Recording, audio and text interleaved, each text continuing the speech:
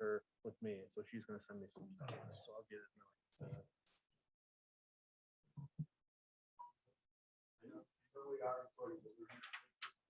We'll be here momentarily, so we'll scratch it a little bit. I apologize. Give them a minute or two. Especially doesn't so they don't try to come to the whole seat.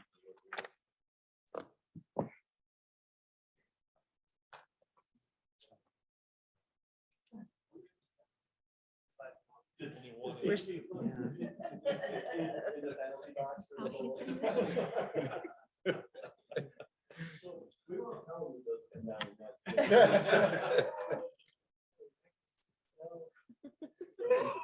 Where's the camera?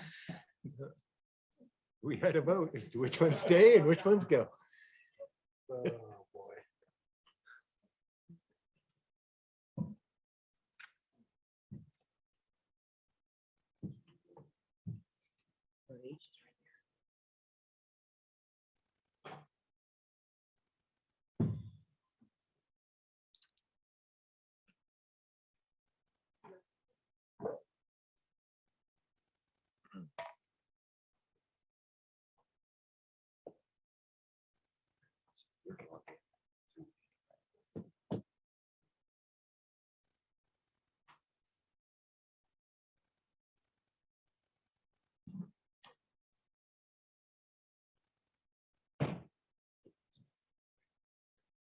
Just, I have a little tiny monitor. I have my first.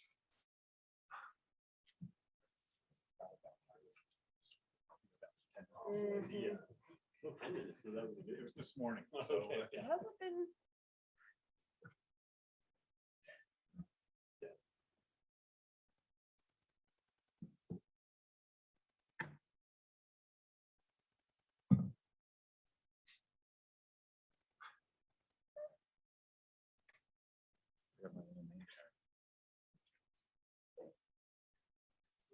I can go grab a couple. Yeah. It's okay, I need the exercise. Oh, you got it? Yeah, I brought some extras. No worries. I need the exercise. Okay.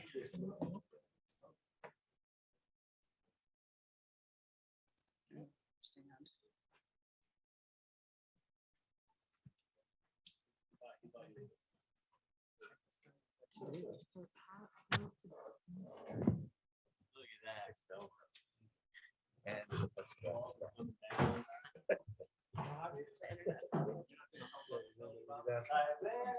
Yeah, we're in. From before.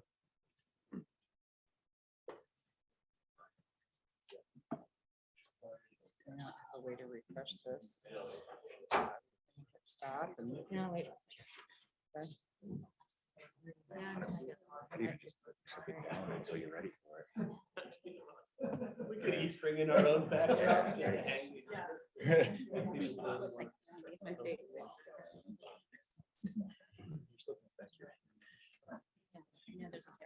So where do we want to go with this? Yeah. Good. Thanks, everybody, for bearing with us. It's a little bit after 4 o'clock, so I'd like to call to order the public meeting of the Frisco Town Council. Can I have the roll call, please? Lee Mortensen, Here. Aronson. Here. Burley, Here.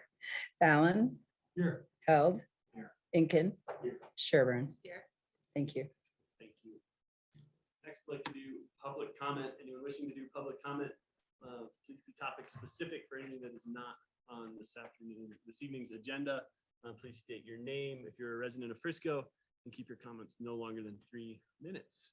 If you are online, hopefully we will see you. You can raise your hand, unmute your microphone, turn on your camera, and we will be able to hear you and talk to you that way.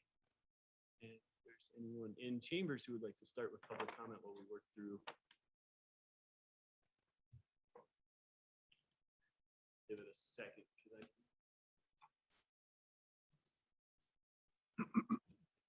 Ah, And there is a public Travis. comment. working on unmuting you. Last minute. Yes, good afternoon, council. My name is Travis Davis. I just wanted to take a quick minute to introduce myself. I'm the fire chief for Summit Fire and EMS. I came to this position under the veil of COVID, so I've not had the opportunity to get out and meet people face to face. When I was looking at your information today on your website, I noticed that it said hybrid format. So I didn't want to just barge right in, not knowing what the true makeup of the council was just yet. So I just wanted to take a quick minute to introduce myself and let everybody know who I was. I will look forward to meeting you all in person at the next opportunity. If you have any questions for me, please reach out. Our website is updated, or you can contact me via phone. Thank you all for what you do. Thank you, Chief. Thank you for what you do, and barge in anytime. You're always welcome. Okay. Careful what you wish for. Public comment.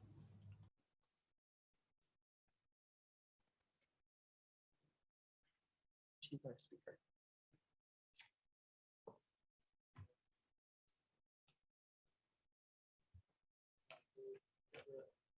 Nope. No other public chambers wishing to make comments. Close public comment and open up for mayor and council comments. And I'd just like to start by welcoming everybody back. I think a huge moment. It's an honor to be in person with everyone that's in this room. I particularly want to put a little focus to Andrew and Andy. This is their first council meeting actually in chambers since they've been sworn in. And I think they've missed out on an important part of the process and an honor that they've received to be an elected official in this town. So gentlemen, welcome, congratulations. This is yeah, your other new home away from home. So, but it's great to have everybody back, and thanks to everybody who has made all of this happen. And I know there will be technological hurdles that we'll have moving forward, but I think the format so far is working. We've already successfully had public comment from the outside, and this will make us more open and available, I think, to everyone, but also being back in person where we can get a lot more done and I think reconnect. So I'm looking forward to that with all of you, staff and county. Appreciate that. That's what other council. Yeah, please, thanks. I would like to pay our respects to a good friend that we just lost the other day, Jeff Flynn. Was a good friend of mine. I've known him for 35 years, was probably one of the longest people I've known here. I worked for the county, was just all around best guy. And it's such a tough loss for our community. You know, we keep losing people to the activities that we pursue, and it's all part of loving life, and it's all part of, chasing life, and it's just the biggest shame. And so I just wanted to say that publicly on the record that we're going to miss Jeff Lynn, and maybe raise a glass later. Thank you. Thank you.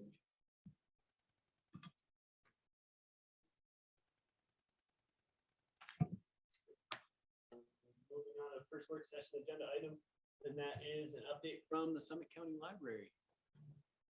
Got the multimedia figured out. To share my screen. Okay, is that right? Or And almost figured out.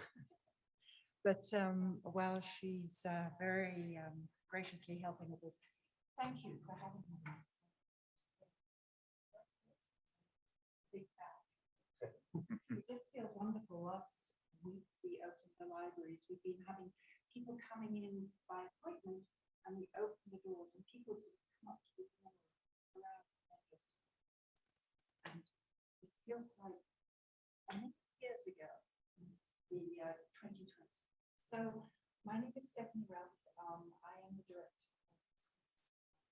of Lena Christensen, who is the president of our foundation board, and has been very involved in the fundraising effort for this building project. And then on Zoom, we have Bob Perry, who's also on our library board and our foundation board, and Bob also is very involved in this whole fantastic process. So I think I spoke to you possibly about a year about what we were up to and what we were doing. And there was still a lot of sort of uncertainty about where the funds were going to land, and the size of the buildings, and what was settling down. So we are witnesses. We are slated to start the construction of this wall in August.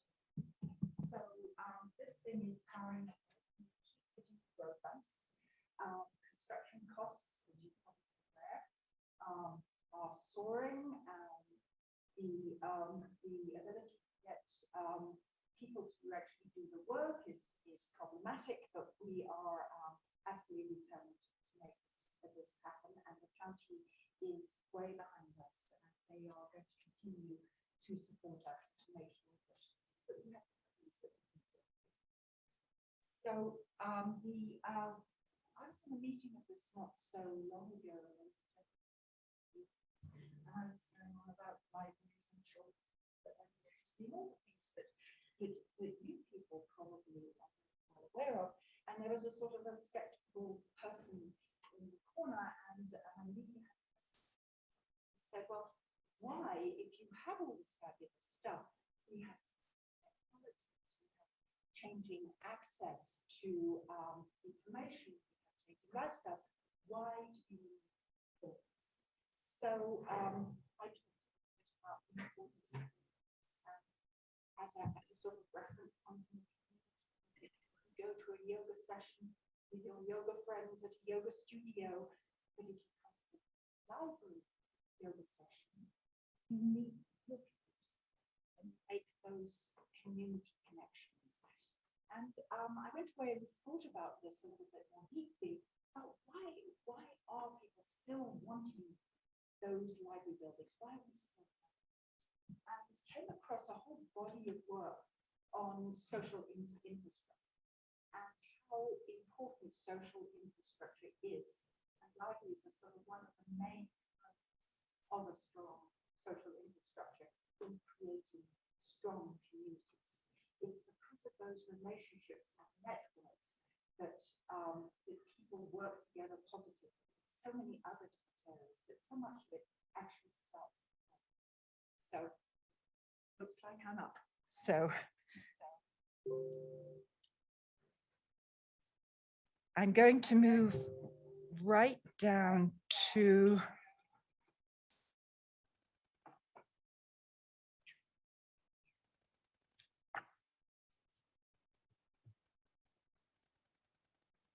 the main library in Frisco. Last time I was here, did I show you the video that we made of the project? I think so. You saw the video. Okay, excellent. Could you, thank you, mute me. Thanks.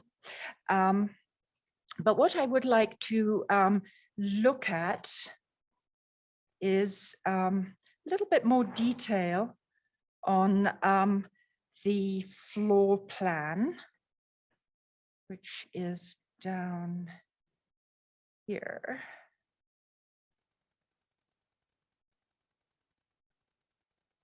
Here we go. So this is where we came to with our at the end of a whole design process. So one of the things that libraries are doing more and more of in order to support that idea of the social infrastructure idea is to provide places where people can come, meet together, work, access the internet, tutor their kids, have business meetings, and the library provides that free place. So this is the floor plan and how we have redivided the existing library up in Frisco in order to accommodate that idea. So you can see these yellow areas here are open meeting spaces. They're going to be kind of quiet, get together meeting areas. And along the window overlooking the west end of the building, we're going to have a long workbench. So coming and going in formal spaces. In the blue, these small circles here are going to be distinct study rooms. So you will be able to go in there, close the door, have your meeting and not be disturbed. We recognize that meeting rooms in Summit County are at a very high premium. I'm sure you're aware that people are always looking for somewhere to get together. And so we have carved out this area in green, which is going to be a larger meeting area that will accommodate about 15 people and have all the screens and the access to internet that folks would want. The children's area is going to be completely redesigned and given a facelift, and there were going to be more areas for children's story hours and craft projects. We have in purple, the light purple is going to be our new public computer area, and we felt that it was very important to create a much more dynamic teen area. So you can see that in light orange at the bottom. So that's going to be specifically from teens. It's strategically moved away from the body of the library so that it's not going to impact the rest of the library with the kind of noises and activities that teens have. The big change is going to be in this sort of light blue egg down at the bottom here, which is going to be our new entrance. One of the things that we felt was so important was to differentiate between the library as part of one of those government offices in the county commons and the library as a distinct building and service to itself. So we felt that this big entrance was really going to signal a whole different approach to libraries in Frisco. So moving down. And here is a line drawing that gives you a much clearer sense of what that new entrance is going to look like as you come into the parking lot on the south side. So we are proposing naming opportunities for folks who want to support the building project. So as you can see, the new entrance is $75,000. The costs of naming go down from there. We have reading rooms. That large library program room that I mentioned is $25,000. And then we have those small study rooms where you can close the door. Those are $20,000 each. Our teen room, the naming opportunity on that is $15,000.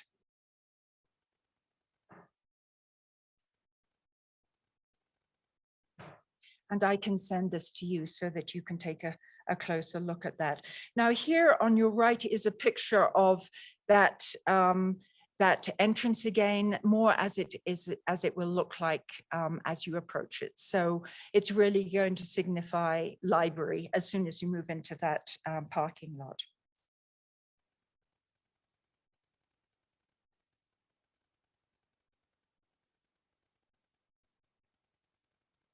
And here again, you can see on the top left-hand corner, there is more of an internal look at what those spaces are going to be like.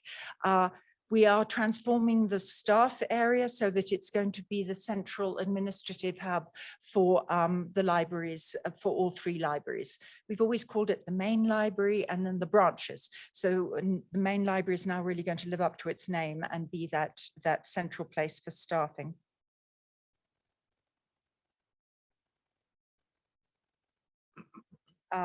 Here's our library team. This is the administrative team and the PSLs. And these are the donors that we have so far. Summit County has been very generous in making this project happen. We have monies from the Better Foundation. The Friends of Summit County Library have donated, as has the foundation, Alpine Bank, the Rotary, and we've had quite a few individual donors as well. So I just wanted to show you wanted to show you some statistics here. Oops, and I can't see them because they're behind the screen. Can you see those? Oh, yes, great. I can see them from here. It's just on my screen. So our libraries in Summit are heavily used. I took these statistics from 2019 because, of course, last year was a complete anomaly and doesn't count for anything. But we do have a tremendous amount of traffic. Although hard copy books are said to be going out of style, people are still checking them out.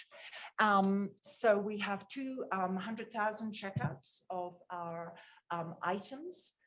We have tremendous attendance at our programs. And then we are seeing a growing number of items available on our online in our online services. So we're trying to keep the ability to answer all sorts of different access questions. So some people can't come into the library. They want to be able to access library services on their devices. We have something for that, but we also have this place, which is a place of pride for ourselves in Summit. And so as you can see, also huge number of visits, people coming in and out of the library. We had our first program for summer reading this week, and we had a presenter who came along. We probably had nobody came to the library in Frisco because they're doing all this work up there, but in the South Branch in Breck and in the North Branch in Silverthorne, we had about 100 kids coming along, and that was, most people don't even know the libraries are open, so just felt so good. So can I answer any questions? I don't want to take up too much more of your time because I know you have a huge agenda, but it's been a pleasure to be able to give you this information. So given the cost of construction, I'm sure everything's a moving target, but how close are you to your funding goal? We are about a third of the way there. We have $1 million that we need to raise. And we're doing pretty well, actually, with Betcher and one thing or another. We're just writing grants all the time and keep on pulling in more and more obscure ones. We applied, the big one was DOLA, and we're going to make an application to DOLA again in October. Apparently, we didn't quite fit into the DOLA requirements earlier in the year, but they said, please come back. So surprisingly, people really want to support this social infrastructure. There seems to be a lot of support for it out there. So thanks. Have you raised enough? I mean, you said you're going to start in August. Yes. Have you raised enough to finish the project that's starting in August, and how long do you think it'll be until it's done? We are hoping to be done by the beginning of 2022. So what we're doing in August is we are going to close down the library and we're going to move into one of those little meeting rooms, not little meeting room, the Buffalo Mountain room, if you know where that is, and have a kind of what we call a library pod in there. So, so at least we'll be able to keep services going. We are going to start regardless. And we are seeing both the North and the main libraries as one budget. So we have enough to get going with the main library while we still persist with raising the rest of the money. So. Thank you so much for your time. And thank you. Well, I was asked to suggest to you guys that you might want to consider our jewel in the crown is the naming possibility for that main entrance area, which would be 75,000. But you might also consider, say, 2 of those study rooms as well. And that would involve having your name on the outside. And that would be, we would just love to have you there with all those other Budget contributors. season is around the corners. What's that? Budget season is around the corners. I just, if I've got a second, I'd love to ask Dana if he's got anything to add. Did I forget anything, Dana? I don't think so. Sometimes it's easy to imagine the Frisco Library as not being part of Frisco because it's part of the Summit County Commons and so forth. But it is the library here in Frisco. It is, if I'm in town and I need to do a Zoom meeting, I can't go into Starbucks and sit down and talk on a Zoom meeting with everybody going in and getting coffee and so forth. If I'm in Frisco, that is the place that I'm gonna go. If I'm here on vacation and I've got kids and I find out about the story time that they can do, they're going to that library. So it is definitely, in our opinion, even though it is not on the main drag, as it were, Frisco's library. And that's what we're working to improve at this time. And again, we appreciate you giving us the time to present to you. Thank you. I think I have. On work session is agenda item number 2, and this will be start of what will be hopefully a great conversation and many more to come in workforce housing. Rolled in the original AV equipment for later. Stay tuned. I just wanted to start kind of to frame what I'm hoping we get out of today and moving forward is a lot of, I know everyone, we've talked about it a little bit individually, and Jeff has spoken with all of you, kind of where we are with housing and what we're up against and some of the ideas around the emergency that's presented to us and how we might be able to start chipping away at some of that. So the first thing that I think we can do as a council to successfully really start making some headway is agendizing housing moving forward every meeting we have. And my goal there is we're not going to have the time to do a huge retreat and take on every topic in 12 hours and come away kind of head spinning and feel like we did something, but none of us can actually recap what we accomplished and break it up into like bits of the problem and start having focused conversations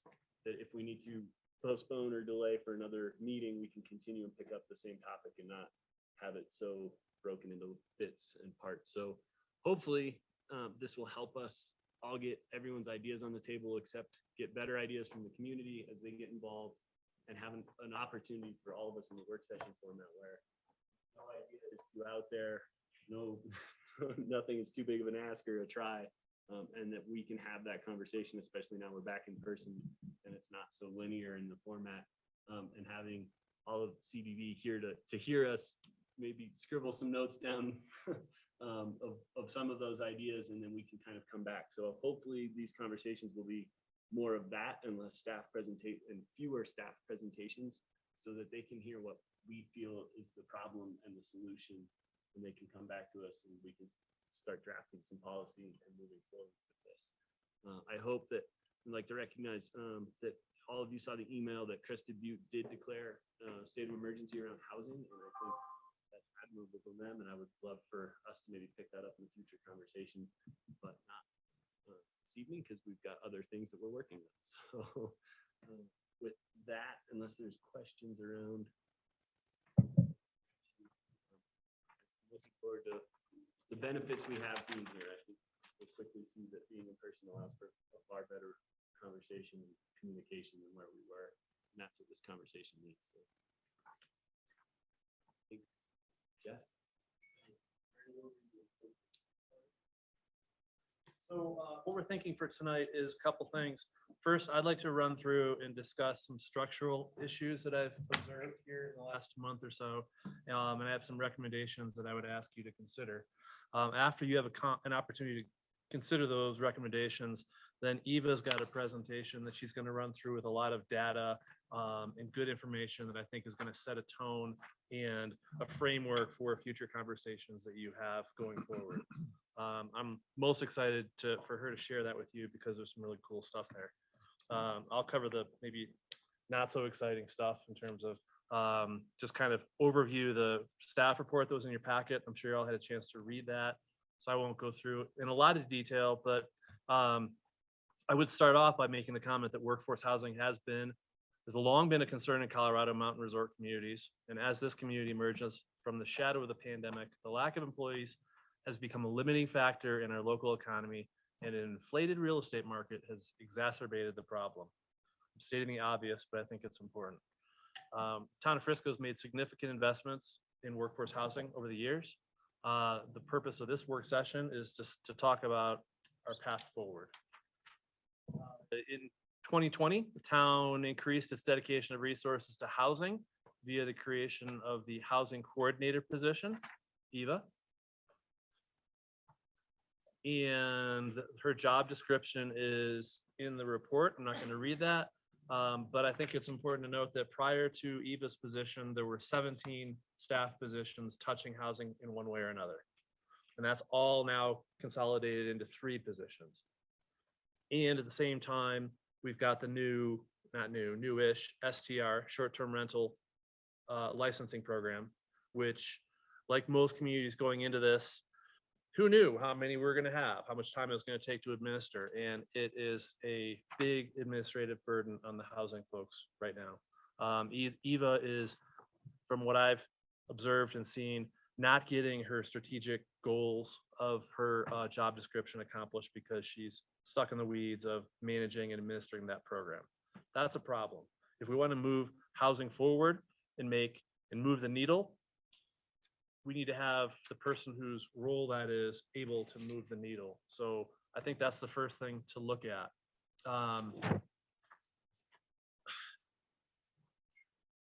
The STR program is relatively easy for applicants to complete, or at least we think so. Applicants struggle with it, and that causes a pretty high staff demand of time. Just working one-on-one with helping people through the process of reporting sales taxes and those type of things.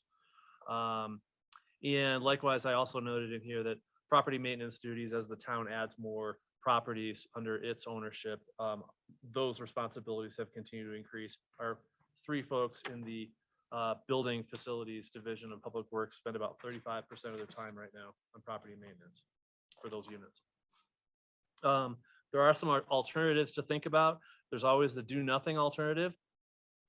Just keep doing what we're doing today. I don't think that's working. We could drop the STR licensing program. I wouldn't recommend that because I think this is helping us solve some problems in neighborhoods.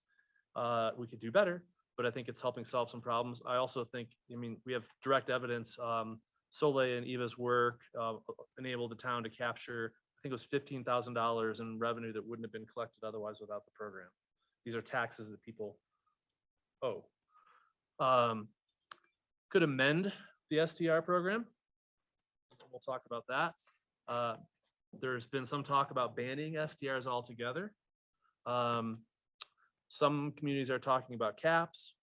Some are talking about other programs to incentivize STRs to move into the longer term market. My recommendation, and there's a series of those here for you to consider. I broke them into 2, prompt and near-term recommendations. Prompt, these are recommendations that, provided you support them, I'd like to get started working on these tomorrow and bring some things back for your consideration at the next meeting. These include increasing STR licensing fees in order to cover the administrative costs associated with the program. I had a conversation with Breckenridge this afternoon with Rick up there. They are doing something very similar, but they're looking at a workforce housing program fee. And I think there's some value to look at that as well. And we would provide that explanation in detail as we bring something back to you, obviously. I think we need to establish a proactive STR compliance program and amend the code accordingly. We've had a lot of challenge with trying to take violators through municipal court. And, calling somebody on a Monday when there's a problem Friday night doesn't always feel too good to the neighbors. Establish a new STR coordinator position, which would enable the housing coordinator to fulfill her job description. 2 more, solicit RFPs, request for proposals for a new STR licensing software partner and or renegotiate with the current provider. That's an expensive platform. It's about $60,000 platform we use. Like most communities, we are having some challenges with it. And I think we need to push on that a little bit because it's eating up a lot of staff time. It's a tool that's a little bit cumbersome right now. And solicit requests for proposals for a property management company and provide detailed analysis of the current expenses related to property management of town-owned units. In other words, take a look at, should we outsource that work? Then I've got a few, what I would call near-term recommendations. In the staff memo, the mayor and I had talked about dedicating time on every council agenda, like you had done with your COVID emergency. Another way to look at that would be dedicating council time to housing matters. So there's a lot of things that I think we need to bring forward for your consideration. And whether it's just a chunk of time every meeting or agendaized items, one of the two, or both. I think it would be appropriate for you to direct staff to develop a comprehensive inventory of all TO Town of Frisco owned properties and deed restrictions, which will include location maps and information related to target residents. You're going to see a lot of that from Eva tonight, and I look forward to her sharing that with you. I would suggest consideration, and these are things that would come back to you on future agendas. Consideration of what I'm calling Housing Health 3.0, which 2.0 is on your agenda later tonight. 3.0 is, the concept would be to target conversion of STR properties into long-term rentals, perhaps along the lines of the FERC Housing Health Helps Program, which I'm getting some information on, and some conversations that I've had with some of you as well. Coordinate, I said in the staff report, really participate in a housing summit with other jurisdictions. This is something Summit County is working on putting together right now. We've got a meeting, I think, the managers and the housing people next week, I think, to talk about what the program would look like, a half a day, third of a day type of program.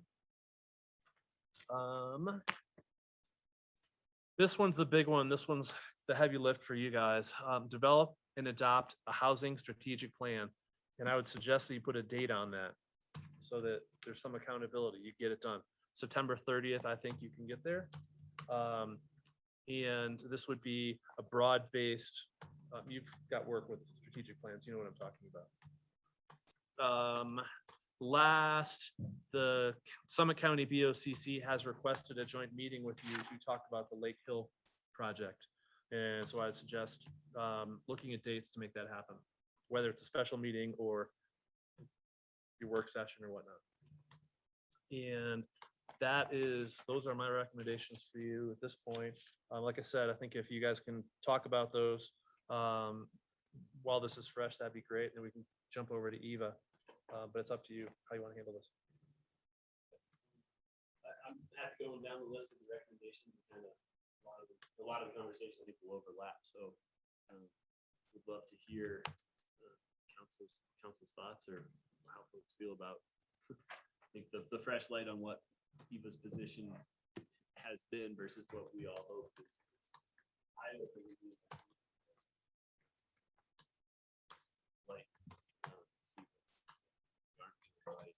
So, but I think that we're not capturing enough fees to cover what we need to do to keep the operation moving.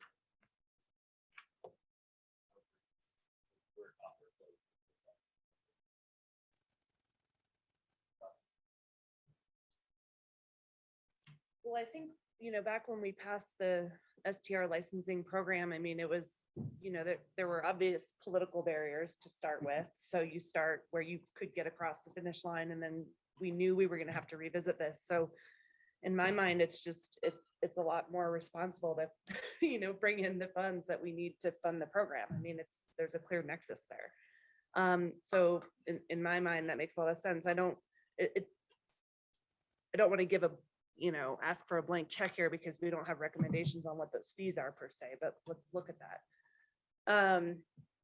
And then I also thought, let's see, what was my other, the property management company one is really interesting because we've asked this question a few times, but we've never really gone down the road of seeking proposals for it. So I think it's the right time to ask that question.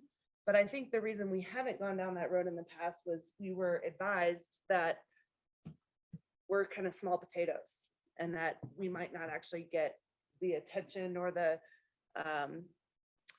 interest from a property management company, but maybe the time is right to stick it out there and see what we get back. But those would be my 2 comments to start.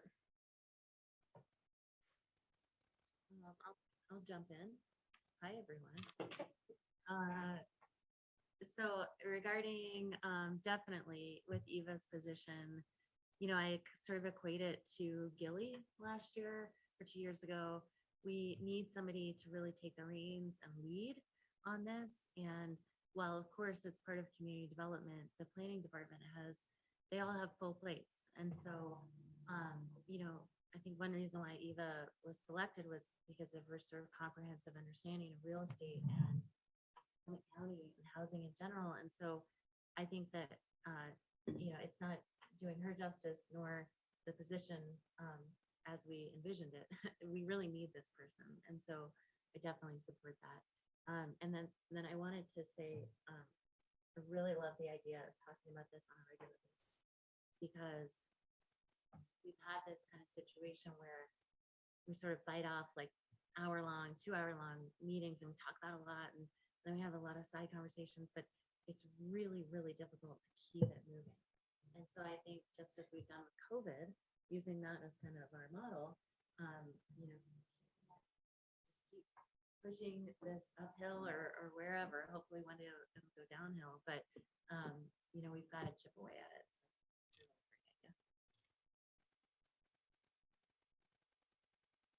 Follow. I think we dove into it and we were dealing with it. In my opinion, we were looking for outlets for folks to take care of their nuisance, and it was needed at the time from across many departments. What do we do about this and that, and the timeliness of how people get their concerns forward? And to Jesse's point, here it is time to relook at it. And I was really surprised to hear that we're not covering our costs. So that's my top priority on that for sure. And then getting Eva back on to her main focus. How we do that, another position, I'd have to see a lot more information on that. But I definitely want to see you doing what you were hired for, right? But I don't have the answer there, so I'd like to see some options there. And if it's look at a new position, then we have to look at that. And if we're going to look at that again, that comes back to our funding mechanism. It's going to be a recurring theme. Hi, Andy and Andrew, guys. I apologize for getting here late. This is great. Thanks. Hi, everybody. So I know I'm rehashing a number of things, but this is stuff as I was reading through the report, I was like, we're overdue. And I think we knew we'd be here when we started this conversation, when we started to look at regulating it.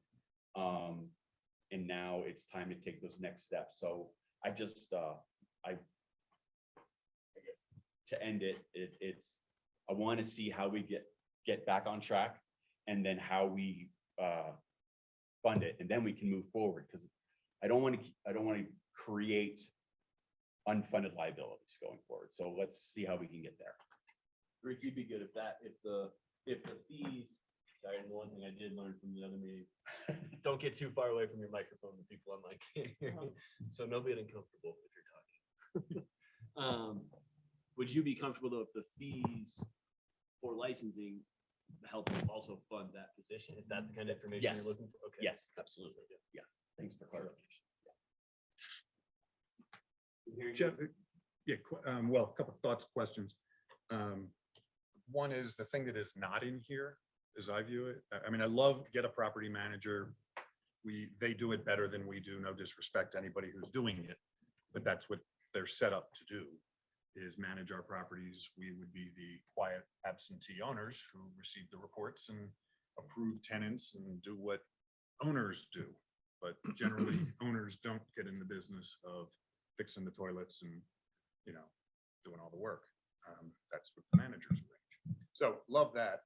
The one thing that I didn't see, but we've talked about before, but we have a bunch of properties that we rent that are unnecessary for us as a town to be owning. Some of the properties we own, we need.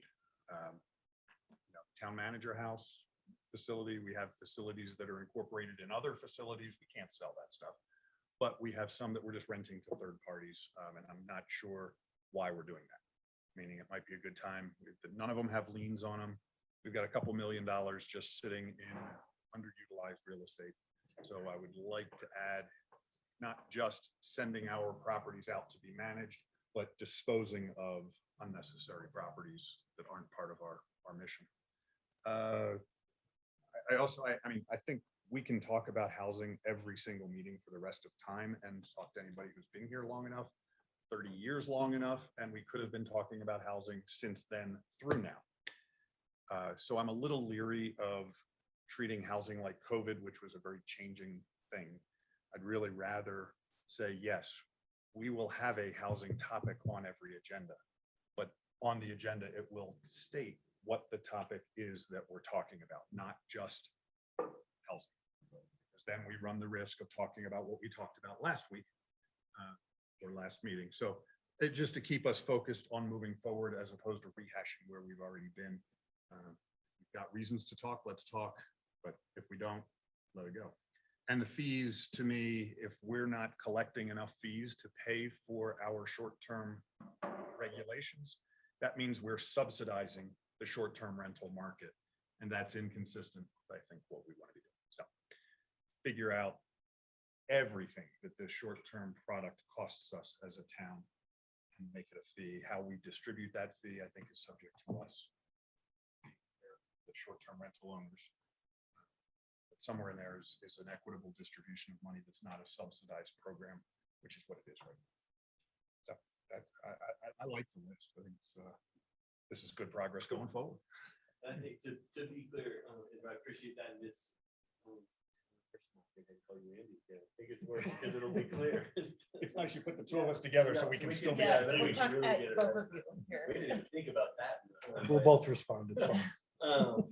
On the agenda part, and I didn't make that clear, but that is the goal, is that I think based on the conversation we have this meeting, we know probably what the next meeting's conversation will pick up, or I think from what you'll see from Nina's presentation, she has a really good framework of the topics that need to be addressed, that there isn't clarity on the staff side, or ideas she has, and then can incorporate the ideas that we come up with. So I think it will not be COVID conversation update, housing conversation update. It will be housing follow-up on, the next one will be going over it, because it sounds like there's already out of the gate enough support for looking into the fees and what the cost of operation of the short-term rental program we have is.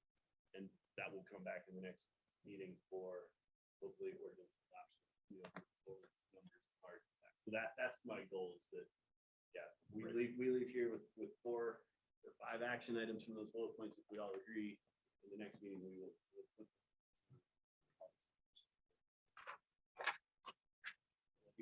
the unnecessary housing stock we have, I think, will be a great conversation for another day when we have that kind of complete inventory of our properties. It just seemed like it should be part of the list if we're trying to get the housing department doing what they should. That's one stuff that they may not need to do. Can I just throw this, I don't know if this product is out there, but if we're, because I do like the idea of a property manager and that sort of thing. But short-term rental management and property management all coming out of the same vendor, is, if that's a thing, maybe I should create that business. But just throwing it out, that seems like it's pretty like-minded. Just to answer that question. Yeah. On the private side, definitely. Yeah. There's a lot of businesses that are doing exactly that. On the public side, The administrative stuff that we have is renewing your permit, paying your sales taxes, dealing with compliance, and that's a different skill set. Yeah. But I think it's worth thinking about. Dan, is that okay? And I'll try to just keep it to short-term rentals since we're gonna prioritize, which is good. If you need, and if you have an smart, idea, you want and, to get out there, so you don't. oh, there's plenty of Everybody's ideas, but taking I'm not notes. gonna take up all night here. Uh,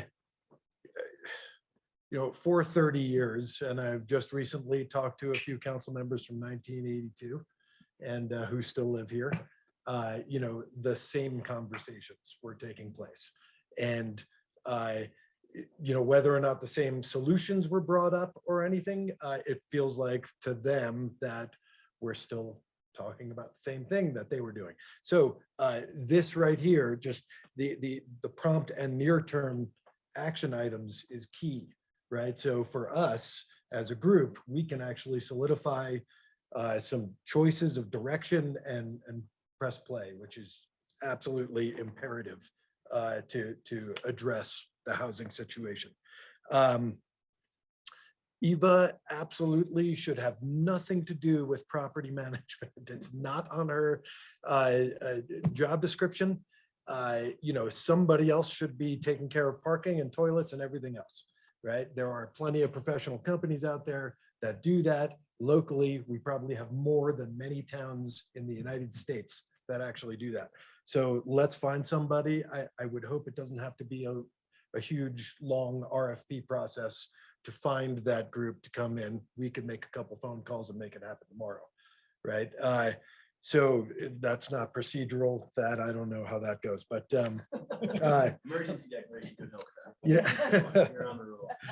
And some of this is actually they're calling it it's like next level process, right? So we have all identified the things, and we have for a long time, but now we're culminating to a point of the steps that we're going to take next. And I think that's key and really important, and it's something we have to do. And so taking the weight off of some of the staff is hugely important that way. And you might have all heard me say, the process seems to be that we always end up adding on people's plates. We never really subtract off of people's plates, right? And so at some point that doesn't work, right? You can't just keep taking more on and never, you still have to go mow the lawn, right? In that case, in order to give Eva the space to work on housing so she can guide us as far as the right things that we should be doing because we have her here, let's take all the things off of the plate that need to happen there. That's yeah. Can I supplement you for one thing? Please. Which is to the quote old timers who are saying we've been talking about this for 30 years. It's true, and we're going to talk about it. Whoever's sitting in these chairs 30 years from now, we're not going to solve the problem. But if you look around town, we do have deed restricted properties. We do have peak one neighborhood. We do have. We've had movement forward, and our goal shouldn't be to solve the problem. It should be to move the process forward with a realistic attitude of really how much we can do. So I want to acknowledge that, yes, council was talking about this in the 80s, and yes, a lot has happened. So that's Sure. No, I also say as well, I mean, it's, we've all really been talking about it in careers, but there were things unforeseen, we're dealing with unforeseen STRs.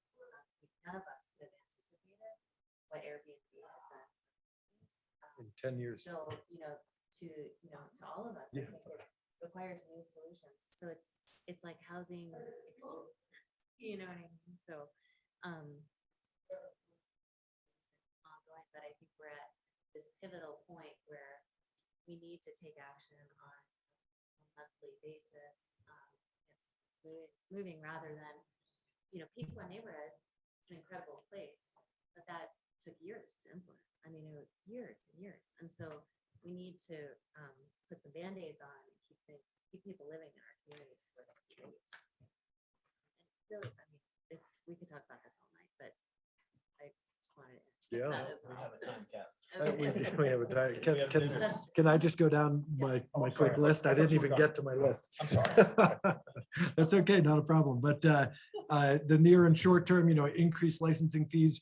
It doesn't make any sense to be pulling in licensing fees that don't cover what it's all about. That's just part of the budget. Licensing fees cost what they cost. And they have to be raised, they have to be raised.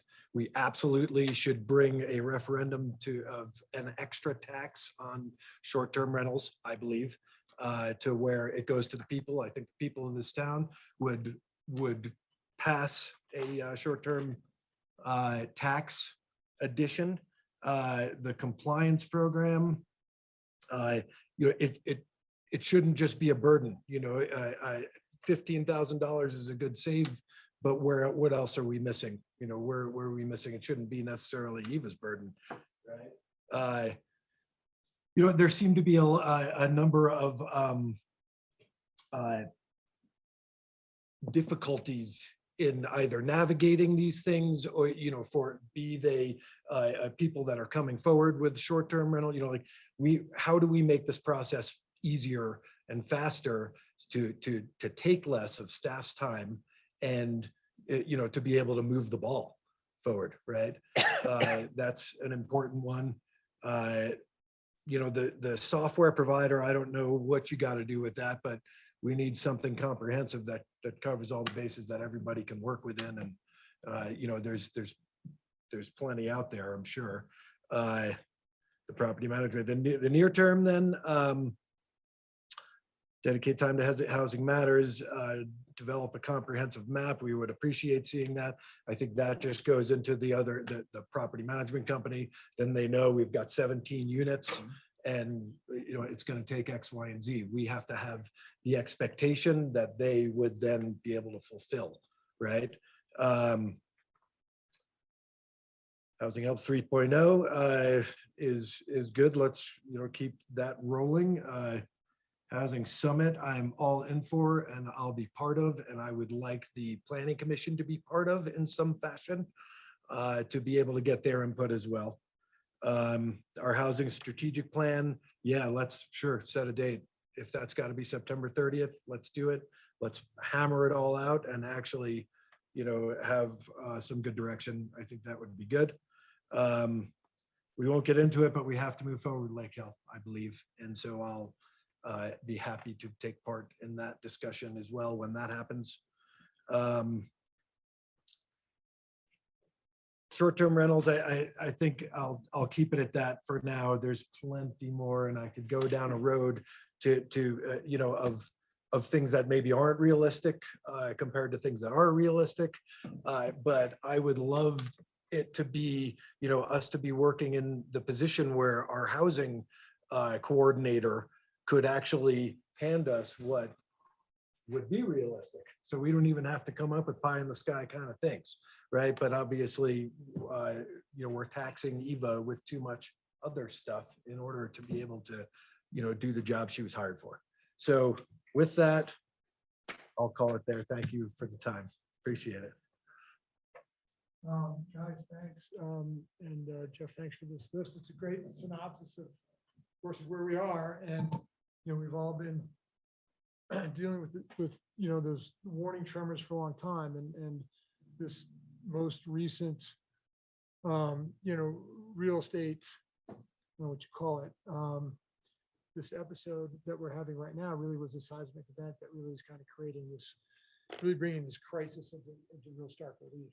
So, all this stuff, we could move forward on. Any one of these could be a meeting. And Andrew, I agree. I think, and the way I saw this was, let's lay it out, let's create a framework, and let's prioritize it. Start at, in terms of near term, what can we do? What can we do this year to make a difference? What can we do coming into this winter? Who can we identify some new players in the game? Hotels we can talk to kind of create, to see if there's blocks of rooms that we can get and work with businesses. to kind of create a partnership with businesses who need to bring people in. Maybe J1s are coming back into town, maybe they need a place to stay. So maybe we can get out in front of that. That also kind of creates a basket of lodging that we can put into a job fair roadshow and kind of get somewhere where we find people who are looking for work, who just don't have the resources to get here. And we figure out a way to get them from there to here with lodging, transportation, and figure out what that package looks like. So we can create an opportunity for people and make those job fairs meaningful in that way.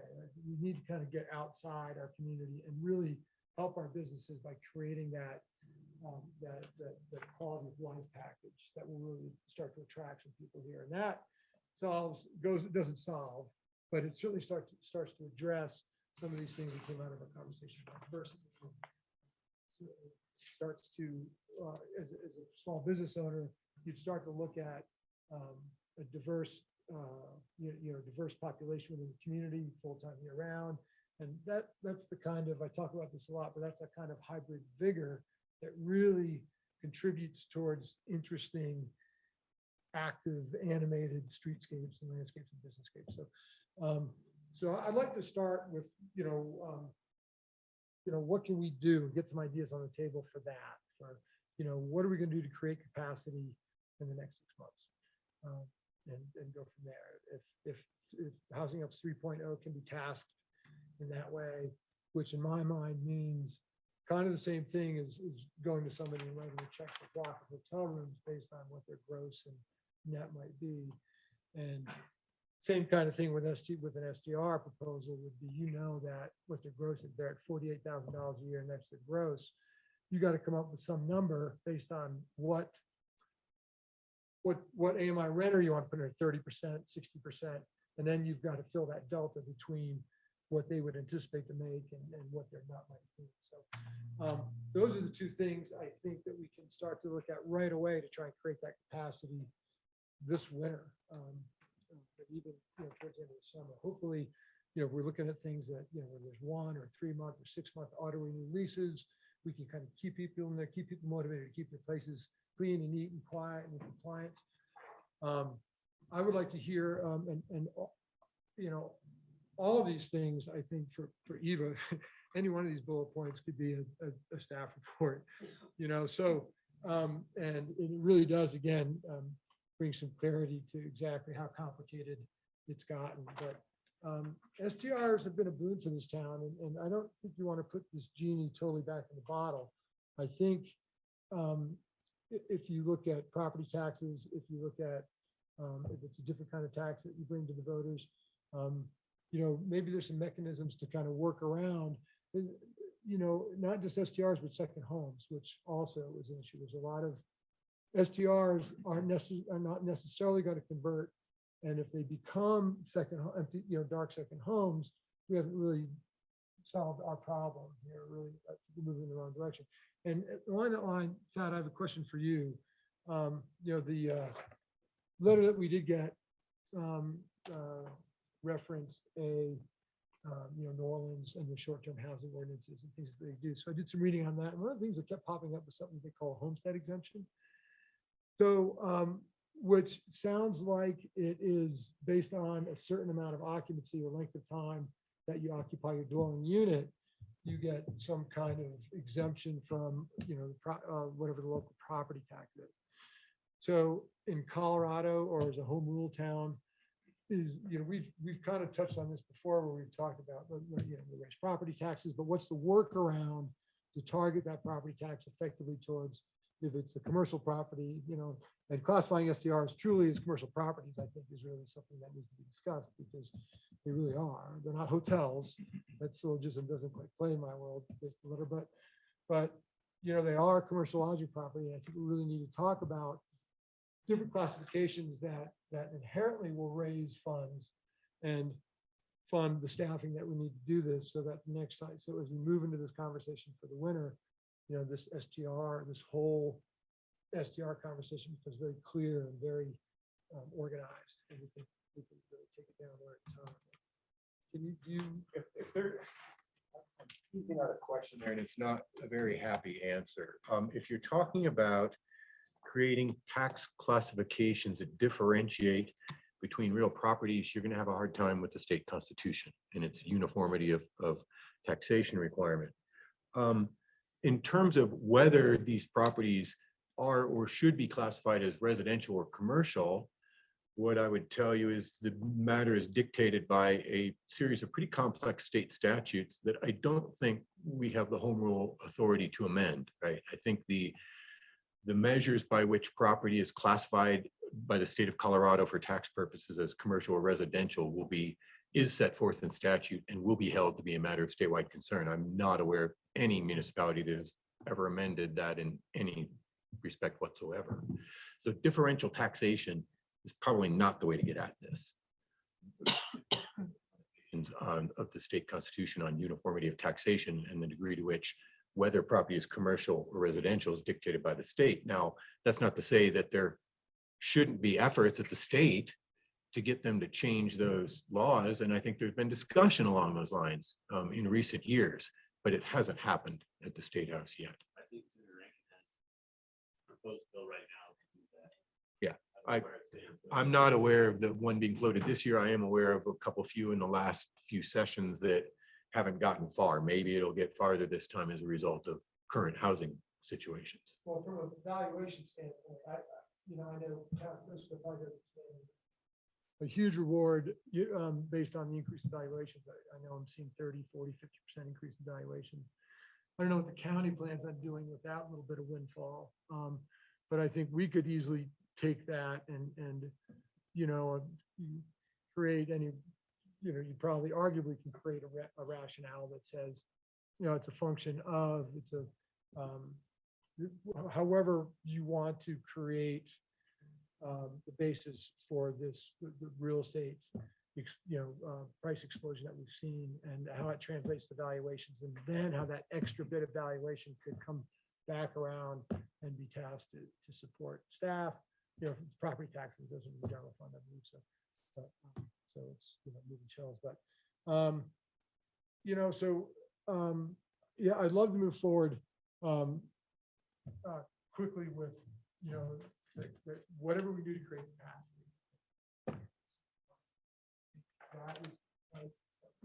STRs, it's there, it's out there. It's a management issue at this point that certainly can be much better than it is, but we've got to have some short-term strategies for capacity.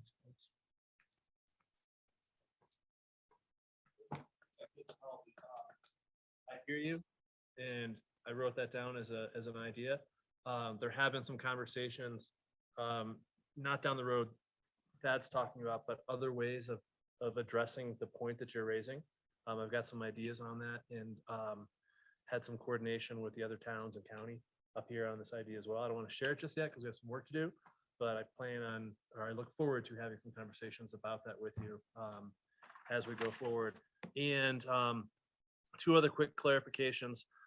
One, I feel remiss in noting with the public works folks that are doing property management, they would fully support having a company do this work. In terms of the work they've been doing, not that they don't want to work, but it's not the work that they feel is rewarded by as other work.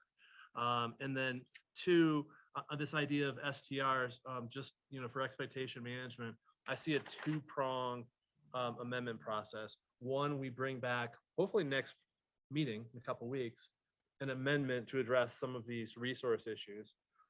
And then in the near term, we bring back some amendments to talk about some of the other problems that we have with the program. So you won't see the First Amendment covering all the issues that you've talked about. The First Amendment, I would anticipate, let's deal with this resource issue now, and then that'll give us time to bring back a better dialogue about a bigger conversation. And if we come back as soon as possible and say, we're going to raise the STR fees to X because that's what matches the costs, where are we in the cycle of people licensing? Do we need to be feeling a sense of urgency on that topic if we actually won't implement that until next year's? Well, I think we do, because before, I wouldn't feel comfortable asking for a new position at this point to do this work without you knowing that there's a revenue stream there, even if that's going to lag a little bit in terms of the overall. But that's part of the financial analysis we still have to do on that. I think it's a really good question. Well, I think also one thing that's on my mind is there's the cost of sort of the administrative cost of the STRs. But then how do we begin capturing the true cost to the community? And I think that is going to take a lot more time, a lot more expertise to really capture that and implement. So I don't want to send a message to our STR owners, okay, this is the new fee and now we're done. Because there may be another iteration of that that is much more involved. That's what we're losing right now, is the true cost of the STRs. Cost and everything else. And also, if I could, how also within the STRs are we going to incentivize people to, and landlords to move away from STRs, right? So if we're not even getting enough for our licensing fees, what is it that's gonna, are we just gonna take money out of the general fund and incentivize or 5A or whatever, and give it back to the people in some fashion? How do we do that? When we also talked at last year's retreat, we came up with, we would like to see 50% full-time occupancy here in the town. And, COVID turned it into almost that with one demographic, which didn't fit the whole picture that we were looking for. But all of a sudden now here we are, right? And so, without even, we do have to build our way out of this in some fashion, but without building our way out of this, we have a huge stock of second homes that are sitting empty, and like, how do we capture those? Can it be that we get someone who maybe even wasn't considering renting, but they only want to use their place during Christmas and, 2 other times during the year? I know plenty of people that would move in and be happy to clean and move out for a weekend for the owners to come back in, but that's got to be like, lease agreements and stuff like this. But like, how can we incentivize people to want to go in that direction? You're covering the mortgage, and it's also maybe a way to just not be short-term rental. You don't have to clean it every time. You don't have to do all the things that come along with short-term rentals, and you still get to use your place. I think that's a big one of why people Airbnb. Can I just chime in? Yeah, please. I know it's without. I know, and that's where Eva's got to reel us in. I think a bigger question here is each and every one of us have had these like push ideas, like kind of, some might be wild ideas, some might be complete. But I heard recently from a friend that Northwest Pop had put out some ideas where they had a pool of STRs that they could swap to people who wanted to vacation. They don't really care where they stay, if it's theirs or whatever, but to sort of fix that issue, just FYI. But then I think one bigger thing that I see that, for you, Eva, is how do we get all of these ideas streaming to you so that we can properly vet them? We don't lose track of them. I think that, I know I've been frustrated because I feel like I put an idea out there and it's like, okay, that's a great idea, but then it, it kind of doesn't go anywhere. And I've heard a lot from community members that we're not doing anything. Some people think we can do more. Some people I want to make sure that these ideas that we're hearing every time we go to the grocery store or to a party or whatever are making it back to staff.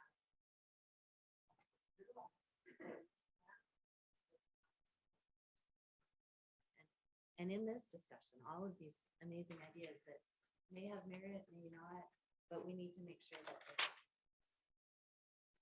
this humongous conversation. Agree 100% with that.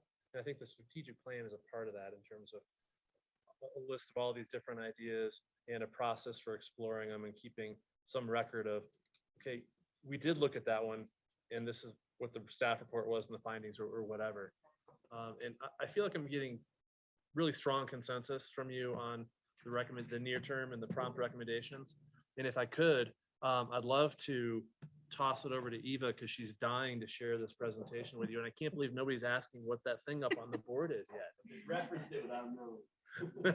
Can I, before we, even before we go over, I just want to make sure on some of those, because a few I don't think we're hit on directly, but the compliance piece, and Jeff and Eva, were you talking more compliance of like tax remittals and whatnot, or compliance of like when we get a complaint, how we deal with both of those kind of, so bring that, up. Okay, yep.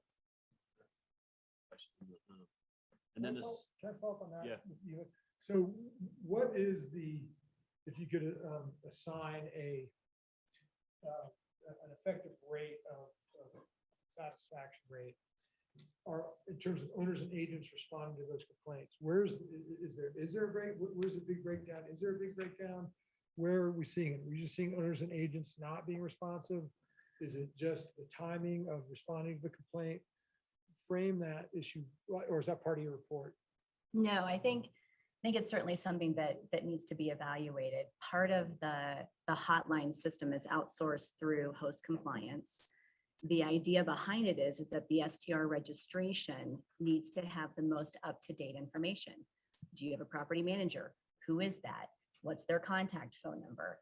And so the hotline automatically calls them. We've found significant issues with data and folks not having their STR registration up to date. And so the call fails. And so that's sort of to chime in about, I have to call on Monday. It's like, well, that's after the fact. Or I follow up with property managers to make sure that it was addressed and resolved. But I think that's one of the biggest, sticking points for the program is just the hotline and how that's functioning. And the other aspect, of course, would be folks that are short-term renting, advertising, and not having a license, right? And continuing to have to vet through that process. Some have a property manager and just getting the right information through the course of who it needs to go through to apply. There's confusion on that aspect. And then there's the aspect for compliancy with tax remittance, which is a big manual process that Soleil are going through. So I think those are the three buckets I would probably identify under compliance. There could be other aspects, but those are the three I can think of for sure. how long do we have left on the contract we have for our software now? Do you know of anything else out there that you'd like, or would it be more when we go to renegotiate a contract with them, pushing a little harder, however? Soleil and I push quite a lot on host compliance to be better, to be more efficient, to make a better product for all of their customers, right? It's not just Frisco. We keep a list of things. They have their statement of work that I continue to hone in on, that some of the things aren't being met to our expectation, for sure. We get told, sort of, Dawn knows this as well, and so does Bill, but we get told sort of these deliverables, and then they're not meeting those expectations. And so we continue to have to say, well, you told us, this and this date for this item, why aren't we seeing it yet? And so I would say, I think our contract, I'd have to double check. Yeah, it ends in, I believe, middle of November, if I'm not mistaken. We'd have to. And just to Eva's point there on pushing for deliverables, with last year when we renewed the contract, host compliance had requested an increase in what the contract value was. And we respectfully declined because of challenges with deliverables. That said, we are still very concerned that they're not meeting what they've promised. And that is why one of the recommendations that Jeff had is that we go out and look for a different software vendor that could maybe deliver a better product. Do we know of any other software vendors out there with a better product? Like, let's go for it. Like, instead of wasting our time with software engineers, this stuff's already been done, right? Yeah. There are definitely other vendors out there. I'm sure they all have their challenges, but certainly we have been looking at them and we'll continue to look at them. And if we get the go ahead, or if we get the head nods, I think certainly we would pursue that, and sooner than later. So that way we have a vendor in place if we do choose to not renew our contract. Sure. And Eva, do you agree with that? Or do you see the building of the software maybe working better, or not changing your whole process? Or, how does that affect you, right? I mean, if you got to go with a new software, you got to figure out how to work it. And Well, and this isn't the first time the town's had to go through a software change. They originally had STR Helper that was acquired or absorbed by Host Compliance. And then there's another company, you know, sort of competing with them that's, I think, Lodging Revs, Muni Revs. Lodging revs and Muni revs, and are other local jurisdictions that have Absolutely. used that, and certainly I've heard positive things about them. But But then they have there's other even issues others too, beyond right? that, so. So, But again, just in the feel of not just adding more on of go find another software, you know, I mean, like, because everything just keeps stacking up, right? And so you know, let's try to work that the easiest way. Jeff, as you said, I think it seems like there's good support for all those first few.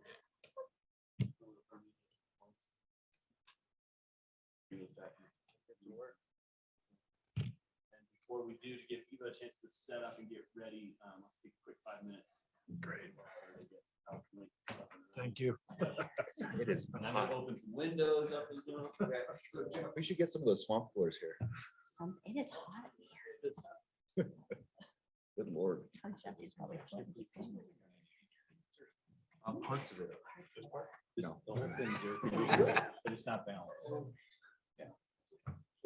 Andrew, part of the challenge is the glass. All that, so we have a lot of all that massive shit. Just so you know, the world of somebody designed this building. I just got a text saying we're having trouble. She's very quiet and I'm looking at my Dias mic on her and I can try and turn it up. Yeah, exactly. Right. That's kind of where I'm at about it. So my suggestion had been to somebody else that they should turn up the volume on here. Right, but I think they have, and they just can't hear us. Yeah, I you know, we can go there. I'm nervous to do it. Because I understand the concept. Yeah. Speaking of microphone. Yeah. You know, that's all we want. Yep. If you're not on a Deborah, microphone. pause. Avoid it. Right, right. Yeah, And yeah. then nobody-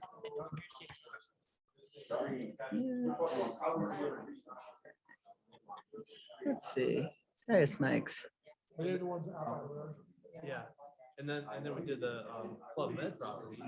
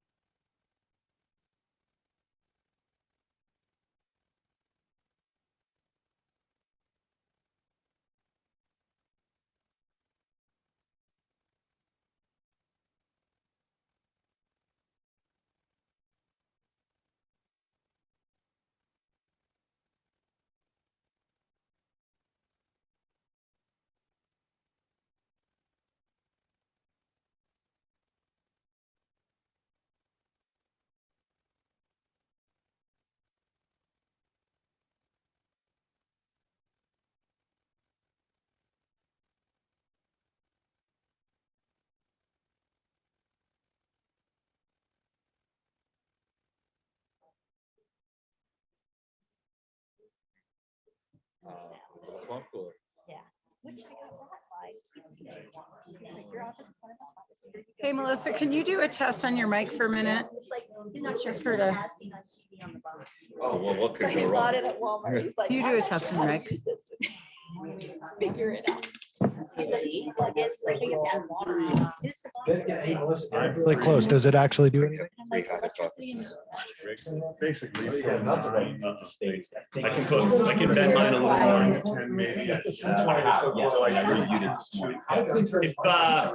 If, once we're ready, let's get rolling again, because I do want to give Eva time. No, that. She has a 2-hour presentation. Why not? That's why I want to give her time. Yeah. Yeah, both volumes of the presentation, you know. While we get rolling, are we, Deborah, are we live enough and back up and running? Sure are. Appreciate that. Thank you. I did notice and apologize, but I did see that there was one person wishing to make a comment. Dina, sorry if I missed you the first time. I just want to be clear because there's some change the way we're agendizing things and the way we're doing meetings now are back to kind of the old way where work sessions don't accompany public comment like we did throughout the COVID and online times. So, but because of the change and that not being clear, I want to make sure that everybody has a chance to be heard. So we're working on unmuting. Yeah, and I'm no longer seeing Vina on our screens, Mr. Mayor. Well, I'm sorry we missed you. I apologize for that and reach out. My contact info is online and I will happily follow up with you and share whatever those comments were with the rest of council and staff. So apologies and keep getting better at this. So thank you all. And then Eva, it's all you.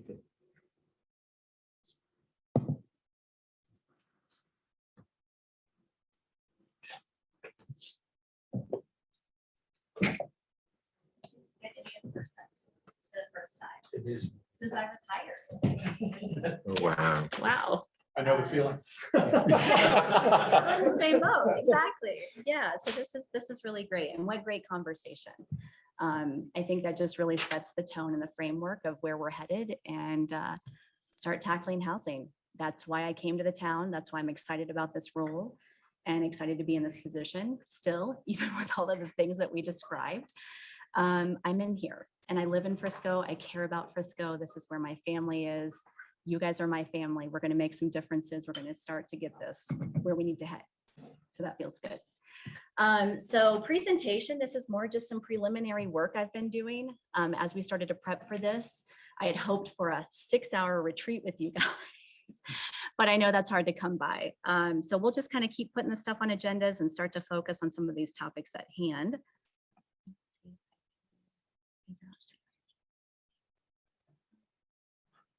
Okay. So a couple of the things we've already addressed, but I want to dive into the Town of Frisco short-term rental program and just a little bit of data here. So Frisco currently has a population of about 3,100 residents and approximately 3,600 housing units. This data was shared with you in Dawn's staff report in March. So of those, approximately about 638 are short-term rentals with an acronym for those folks listening as well, STRs is what we tend to call those. And this represents about 17% of our total housing units. As we know and we've discussed in the past, we've seen an extremely rapid growth in short-term rentals. And unfortunately, during roughly about the same time frame of the last 10 years, we saw our rental pool significantly deplete. And as well with the pandemic, almost vanish. Which is pretty staggering. And so the county commissioners recently had their housing retreat on May 4th. All of the jurisdictions sort of collaborated and shared data to sort of achieve some numbers here. The charts are a little hard to see, but just for some reference points, obviously from 2011 to 2018, we saw about a 40% annual growth in STRs. One of the other big pieces, takeaways that I was not aware of, and we didn't have the data at hand, was out of those 638 STR licenses, 72 of those have a local address. So we kind of consider those locally owned folks. And the other 566 of those have a non-local address. So just some numbers there to sort of absorb and take in. So really just that compelling fact is that the countywide, the STRs units are owned primarily by non-local owners is what that data is showing, which comes back to the point of the second homeowners.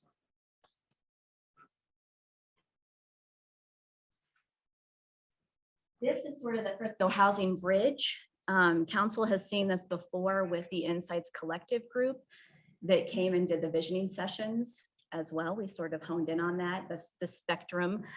And so I've sort of recreated this. This is sort of a framework potentially towards our strategic plan that we've talked about drafting as well. They talked a lot about the workforce housing isn't a strategy. It's part of each strategy. With new planning and housing strategies could be considered through the lens of a chosen scenario and the Frisco community vision. Housing strategies can be evaluated on a spectrum similar to a rainbow. So just some background on kind of what this is. And just a couple of things on the illustration, I thought, just for some basic points to talk about. AMI, area median income, that acronym there is quite used often, is a midpoint in a region's income distribution. Half of the families in the region earn more than the median and half earn less than the median. And that's not an average. I think there's some, when people are talking about AMI, that kind of gets tossed around as well. I also added on there live work. What does live work mean? And that's another restriction that we have in a covenant that basically is must live and work in Summit County 30 hours a week, but isn't tied to AMI or appreciation caps. So just a little unique there, part of the puzzle with all of the things that we have with this chart. As well as the AMI, the Summit County area median income chart is also very specific to our area. Maximum affordable monthly rent and maximum affordable housing sale prices are assuming an affordability of 30% gross monthly household income. And as we know, so many people are cost burdened by rent and mortgage and all of the expenses it takes to live here. Any questions on the chart? All right. Dive in further. So just some data down into what we have in Frisco. We also haven't presented this before. I've worked really hard to put this together for you guys this evening. This is a breakdown of our 153 affordable housing owned inventory units in Frisco specifically. I went through every covenant to come up with this data. This isn't Summit Combined Housing Authority doesn't have this data. They actually had changed software companies a few years ago, right? Give and take compromises. They lost that data breakdown of AMI percentages, unfortunately. So we now have it and we can evolve that and grow that information moving forward for us. But the charts are the same. Chart on the right is just a little bit different way to look at it with just how many units and the statistical ratio in that AMI bracket. And then the pie graph with colors just gives you an illustration, just a little bit visually different of how to look at those unit numbers.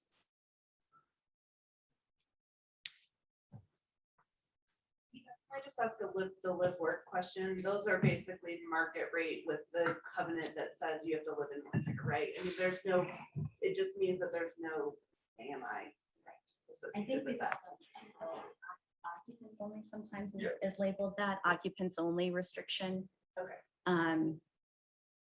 Yeah, so it's the same thing though. No AMI cap, no appreciation cap. I think there's a few of those in Peak One. Base Camp, they have that same kind of cap language in there as well. On that one, and this is probably a part of a bigger discussion, but in your opinion, how is that translated into the work from homes discussion? Meaning, do they have to physically work in Summit County or can it be a remote position? Do you? Under our current deed restrictions, there, I'm not gonna say 100%, but almost all of those do exclude the remote workers. So it is working at a business that is physically located in Summit County. So if you're a software programmer for Microsoft, you would not qualify for that unless Microsoft actually had an office in Summit County. But it doesn't stop folks from trying every course of action. Those will, the buyer approval goes through Summit Combined Housing Authority. And then Katie, Kent, and I get copied on all of those. And then from there, we get a lot of folks with the appeal process of writing a letter, here's my circumstance. And we've had to deny folks. It just truly doesn't meet the intent of the covenant for that reason. But certainly people find ambiguous ways within the covenant's language to try and say, I'm a remote worker, I should be able to qualify for this. Or if a parent's buying it for someone else. Is there a retiree provision? Only upon having lived and worked and been in that unit for a certain amount of time, I believe 7 years. 7 years. And So, again, I think yes. that varies from covenant to covenant, and that's one of the certainly the big challenges with the 153 covenants that we have is there's tremendous variability throughout all of those, and certainly that was I believe in 2019 bill, the council adopted a new general covenant, and a lot of folks have opted into that, but there's still a number of different covenants out there. So anytime a sale comes up or anything else, our staff has to research the specific criteria of each of those. The vast majority have the retirement provision on 7 years. If they, that is it, they own it 7 years and then they could retire and still remain in the unit. Right. And then I also took it a step further and broke it down by bedroom type, which we also didn't have that before. And again, it's the same 153 units, but broken out with colors and, a graphical illustration to show where those fall into the AMI categories.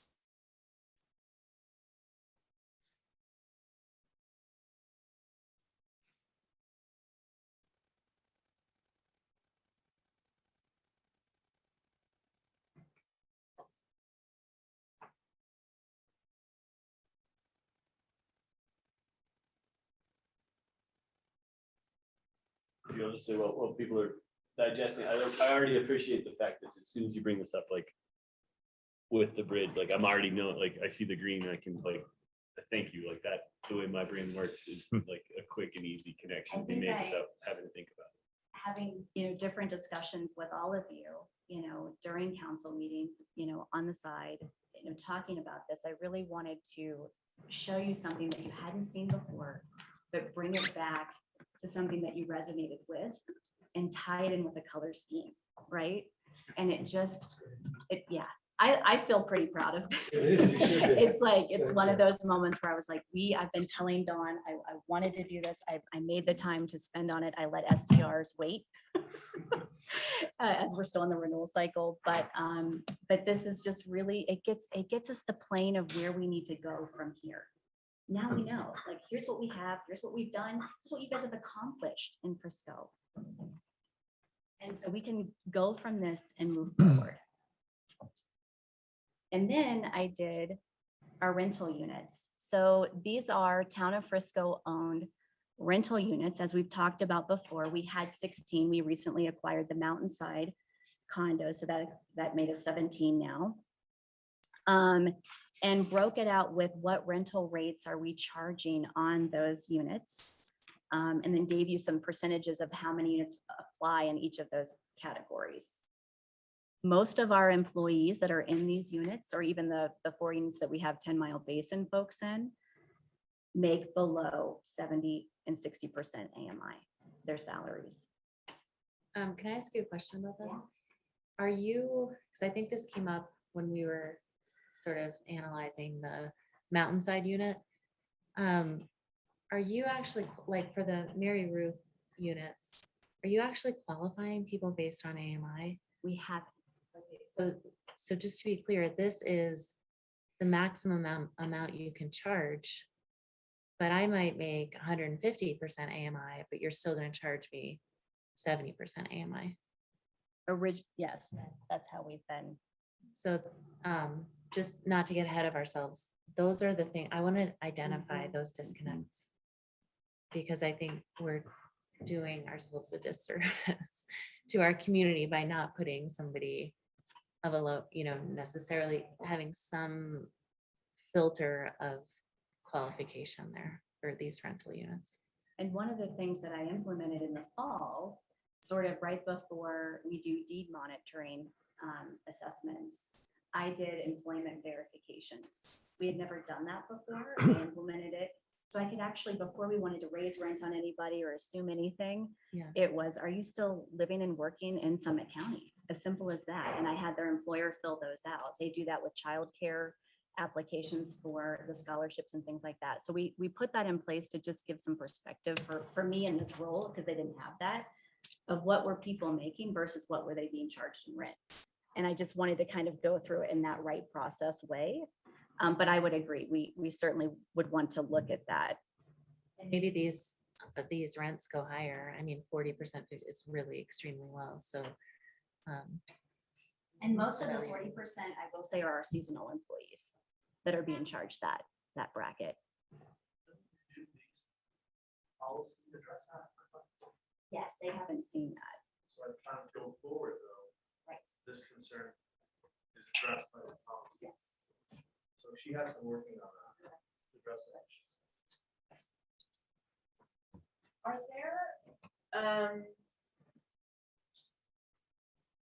is there a way to track, or do we know of any units that are not owned by the town of Frisco that are used as rentals for long-term, like the private sector gap, right? Or to Andrew's point, if we were to unload some of these that weren't necessarily serving our purpose, but they remained restricted somehow to the workforce, like, do we know that number? Can we get at that number? That's a bear that frankly we've been trying to tackle. And anytime SCHA does their housing needs assessment, they do surveys and they try to find out some of these things. But frankly, if there's no actual covenant on it, there's no requirement for reporting that. So we don't have that information. One of the biggest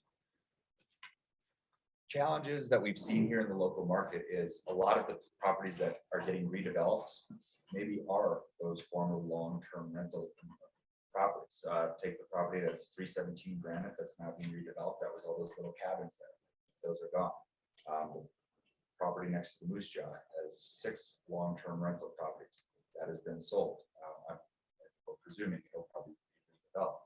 So there's a number of properties like that where we're losing, we're falling behind. Even right over here, 116 Galena was a rental, a long-term rental house, an accessory apartment over the garage. That was a long-term rental.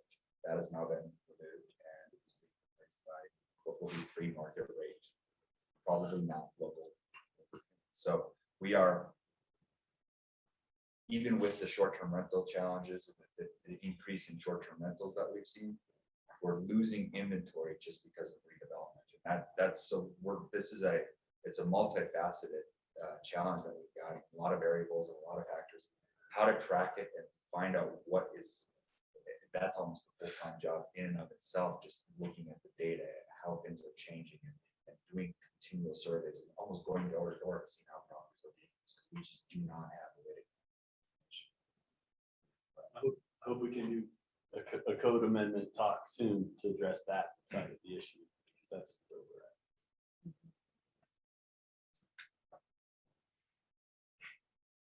And then just similar to the owner occupied, I just did a more graphical illustration to demonstrate, those AMI categories and how many units have been in each of those, as well as the live work as the town manager unit as an example.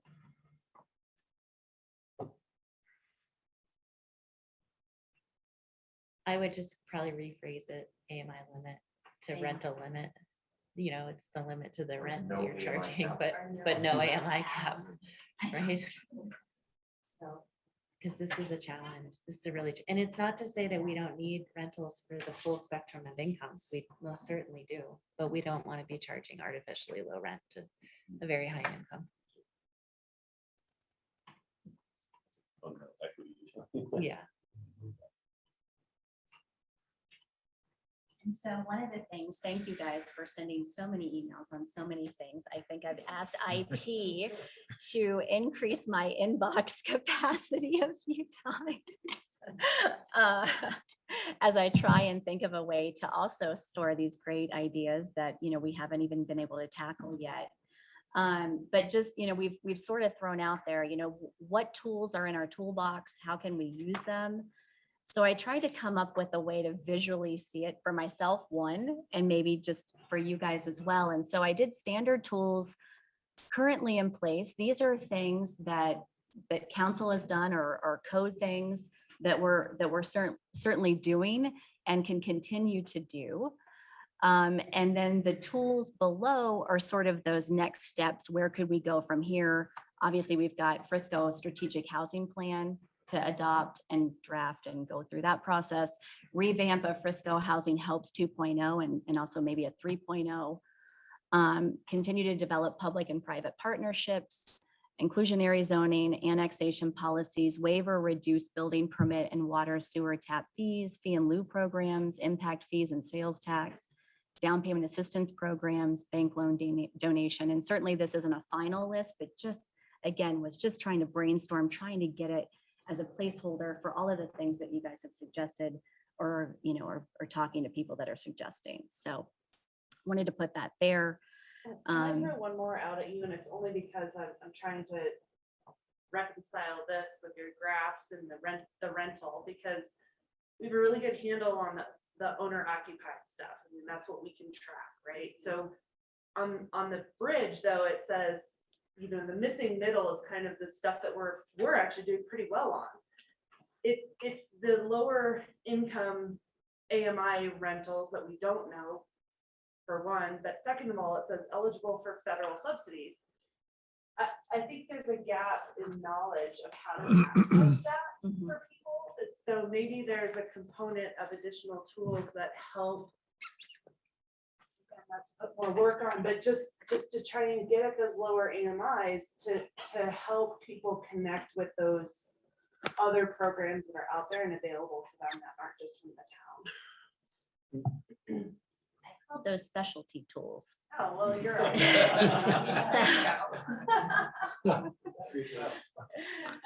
There's also, you just teed it up for me, really.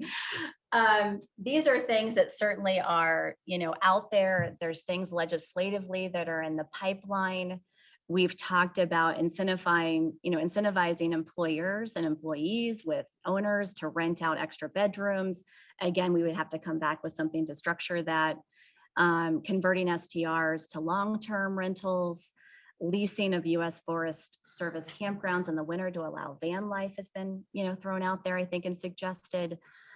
There's a couple of things through CHAFA and through DOLA that are coming through the pipelines, federal and state tax credits, the LIHTC projects for low-income housing. And then I even took it a step further from Melissa's direction, and I made a chart in a toolbox. It's a draft. It's just something that I really wanted to just visualize where you guys had been giving us direction on and get us there, get me there in this role as well. And to see it with the market, market need, the product, the standard tool, and then the specialty tools. And again, I picked some things out of those lists. I would have to do more research and really, have some time to really understand, is it a grant program? Is it a loan? Is it, a matching, requirement for the town versus something, those kind of things I'd really have to dive into further. But I really use some of the things that have happened, how we've gotten to where we are at today to try and get us moving forward with the needle. Eva, I'm leery to ask this question because you probably have the next slide to respond to it. But if there's a way, in keeping in the theme of color coding, the build our way out of it or non-building modifications, because as I'm looking at this and I'm just scanning as fast as you're moving, there's a heavy dependence on building our way out of this. And I don't actually believe that that's the best use of our time and money, and the urgency is impossible on the build our way out scheme. So I would love to see, as we move forward, kind of 2 columns. Yeah. Build our way and be more creative than that way. Other ways to utilize our existing housing stock. Yeah, that. Existing housing stock. And also to support those, those van dwellers and the people that can't even afford the housing stock or they might choose, but working with Copper Mountain and such. to try to- Even when I moved here in 2003 to Summit County, I moved in with 3 guys. And when I first got here, I kind of anticipated that. We ended up having 2 more guys living on our living room floor who had been living in their car in A Basin. And because it had gotten so cold, my husband, who was my boyfriend at the time, told them to come live with us and offset. So even in 2003, people were living in their cars. Absolutely. And they stayed with us the whole winter. We never had them go back in their car. I did when I came here. Thank you. Eva, this is really great. I just want to thank you because I know you've got a lot on your plate and I know this wasn't easy and this is exactly what we've been missing. So thank you. Really good. Yes, Keith. Any other questions, concerns, thoughts for Eva? I know, not to overwhelm her. Yeah. Oh, yeah, sorry. I wasn't cutting her off. I had inside knowledge. How do we do it? We do have door prizes for you, right? You get to take your own copy home, Yeah. to mark up, to study, and you'll see these forums come back to you over time. This is like setting a framework for the conversation. Eva, Don, Bill, thank you guys so much. Like amazing work, great. Like baseline, I think we all now are in a better place knowing what we're up against and what we have done. I think that's an important step. And I think I'm looking forward to getting action and moving the needle, as Jeff said, and picking away at this and walking away every meeting with something accomplished or to be accomplished. So One other piece of information that would be helpful in terms of all of those data points is just the kind of overlaying the housing needs assessment data for Town of Frisco on top of that. You know, we can all interpret different needs based on what we see in those charts, but it would just be helpful to have kind of that standard language that's used across the county overlaid on that as well. Agree, and I think that certainly is the next step that we talked about and identified. And one of the challenges with the needs assessment is it's the county and then it's broken into the basins. Yeah. But our basin includes Copper Mountain and some other areas. So we've really got to work on parse that a little bit to make it a little bit more Frisco specific and continue to drill down on that. But yes, absolutely, that's a great point. But and to that point, though, it is, you know, the basin is also very important. And so maybe there's more creative ideas out there basin-wide than what Frisco can do alone. There's partnerships and stuff. So, you know, kind of being fluid on that spectrum would be helpful. Yeah. And just, Eva, I'd love to just, for you, and you don't have to right at this moment, but identify, you know, what you would like to see as far as, you know, property management companies, you know, what is going to help you? You know, what are the items that you need in order for you to do your job? And instead of us adding other things or subtracting the wrong things, you know, let's try to do this together collectively and effectively. Well, and I don't think anybody knew staff time and the energy it would take to run the STR program. Sure. I don't think I even had an idea. I know I asked a lot of questions in my interview process about it, but you know, until Soleil and I, and talk about timing. I mean, she and I started in March, the week of COVID closures in Summit County. And so to learn about the program, the renewal cycle started in April. We had to get it under our feet really quickly. And so, you know, yeah, I think there's work to be done with that. I would love to have a software company that could just do it all for us. Well, I want to make one more plug before we close this conversation too. And I think the only thing that we're missing in this conversation is community feedback. And I just, especially in the last month, I've heard a lot from neighbors, from other community members. And when we talk about the housing summit, part of me kind of like it makes me a little nervous because we've had a lot of summits and we've had a lot of these big conversations. And I want to make that plug to somehow capture community input and let people know that they have a place where they can toss out ideas. I mean, some of these ideas that I've shared with you, I didn't dream them up. They came from friends or neighbors or whatever. And so I just want to make sure that the community feels like we're hearing them, they have a place to provide feedback, and they're part of this dialogue, including business owners. So That's a great point. And even I had this discussion or a quick conversation yesterday about that as well as in developing this housing strategic plan. And if we do have a timeline and a goal of September 30th, how do we get an appropriate amount of stakeholders, stakeholder feedback and community outreach into that? We've got a good baseline from the housing task force from 2017 and 18, but there's certainly a lot of things that changed, as we know, in the past couple of years as well. So I think there does need to be an outreach component in that we need to build in. And even working with Vanessa to get the word out that we're having these conversations, and I think is really crucial because a lot of people don't know that we're having them. So We could utilize social media for that. yeah, So for sure. 100%. Is that true, Vanessa? Yeah, actually, Eva and Vanessa and Veronica had conversations this afternoon, so that for the council catch up that goes out tomorrow. they need to Start communicating that stuff. Thanks, you guys. For those who are listening or online, we have to reboot the system. So go ahead, log out. We're breaking for dinner for an hour. The system will be back up hopefully before 7. So apologize for that, but great conversation. We need to connect to YouTube, so we're trying to take a minute to get some technology assistance from our See software everybody. provider. Dinner, I think is, Thanks.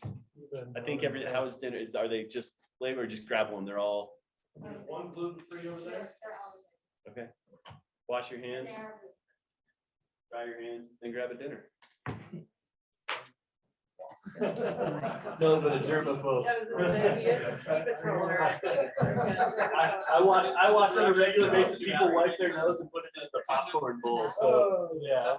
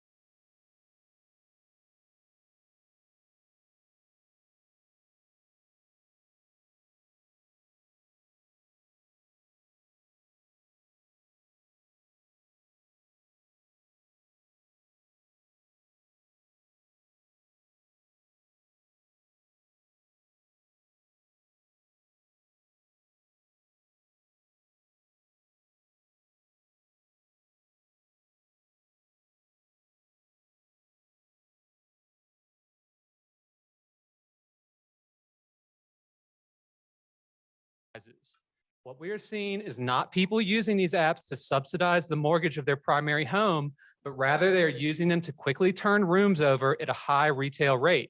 If there is no owner occupant in the dwelling, the home fails to meet the criteria for share economy. In our current market, people are paying $100,000 over appraisal, cash, and no contingencies for single-family homes because it is the equivalent to buying commercial real estate zoned for hotel use. This measure is not an original idea. The city of New Orleans enacted this same regulation in 2018. New Orleans took it a step further in its effort to preserve culture and protect locals by outright banning short-term rentals in specific neighborhoods. Those regulations were implemented with successful results and continue to be in place today. Last night, I spoke to a voter in Frisco, a Ukrainian immigrant having lived here for close to 10 years. She spoke of how Frisco was her American dream, saying that the American dream to an immigrant means an unattainable life. You may be struggling but you feel good just because you're making it work in this place. Her eyes welled with tears as she continued to speak about the inevitability of moving away. I hope we can find common ground around the goal of prioritizing houses for people who want to live in Frisco. I believe this is a totally reasonable regulation to place on homeowners. We are on the path to becoming another resort community with no actual residents. Now is the time to take action. Thank you, and I look forward to the council's response. I appreciate that, and I hope you were able to listen in earlier to the conversation. Thank you. Anyone else wishing to make public comment, either in person or online? If you're online, you can use the raise your hand feature.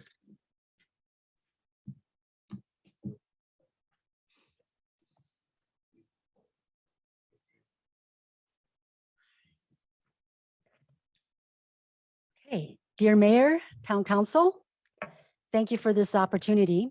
I attended the entire work session this afternoon and heard two main issues.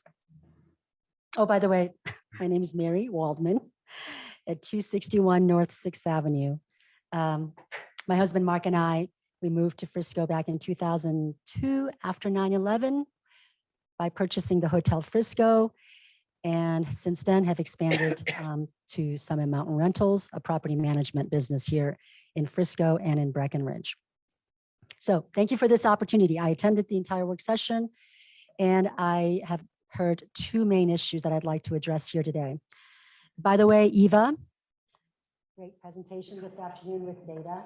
Thank you. It's very, very good. First, I heard that there is a lot of cost managing short-term rentals. Second, the long-term housing continues to be a focus for the town. On the first issue, I ask that you add to your consideration that just the lodging tax alone, excluding the sales tax, with short-term rentals generates over $500,000 a year and growing. Next, I'd like you to recognize that the recent growing cost of managing short-term rentals is self-imposed as a result of many new recent policies the town has implemented over the past couple of years. In addition, the enforcement of compliance in itself is a revenue-generating effort. Every non-compliant owner you find will generate thousands of dollars in tax revenue to the town. Regarding long-term housing, with 40 staff and managing 40 long-term rentals ourselves, we are very familiar with this topic. We see long-term housing challenges, not as a result of anything that's specifically going on here locally, but because of the nationwide trend of buyers acquiring second home at a price point that makes long-term rentals incompatible. We see the only way out of this is through more acquisition, building, and construction regulations. And to that point, Mark and I are building a 13 two-bedroom workforce housing apartments for Summit Mountain Rental employees. We're putting our money where our mouth is. What I really want to communicate to you today is that the complexity and the detailed nature of these issues require involvement of local experts to provide multiple viewpoints that deals with the issues and the right data to truly define the problem and to come up with the best solution for Frisco. Thank you. Thank you, Mary. Anyone else wishing to make public comment this evening?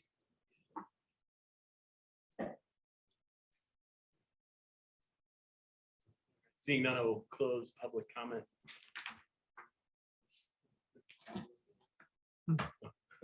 Appreciate that. And now on to, sorry, shifting around on my agenda, new business. This is agenda item number 1. This is a new hotel and restaurant liquor license. Treehouse Productions, Inc., doing business as Rocky Mountain Coffee Roasters. I will hereby call the public hearing to order. We're here this evening to conduct a public hearing for the consideration of a new hotel and restaurant liquor license application located at 285 Main Street. The name of the applicant is Treehouse Productions, Inc., doing business as Rocky Mountain Coffee Roasters. All testimony will be under oath. The town clerk will swear in all making statements or asking questions other than council members. We will now hear a staff report from the town clerk. Thank you, Mr. Mayor. As prescribed by state statute, all new liquor license applications must be first submitted to the local liquor authority, which is our town council, for approval. Supporting documentation as outlined on the state's forms must accompany the application. You have received all of the preliminary findings, including the application and petition in your email. This application is for a new hotel and restaurant liquor license for Treehouse Productions, Inc., doing business as Rocky Mountain Coffee Roasters located at 285 Main Street. The applicant is Tim Adrian. He's filed the necessary paperwork in accordance with the Colorado Liquor Code. We have also published in the paper and at the building. He has done fingerprinting and the police department have performed the background checks. We'll now hear testimony from our police department, followed by questions by the applicant. Chief.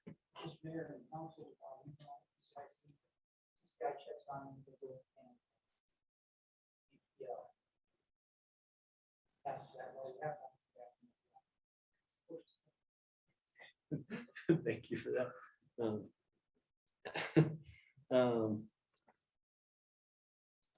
And so should we swear in the applicant, please? Yeah. Yes. Tim, could you kind of come up to the lectern, please? Thank you.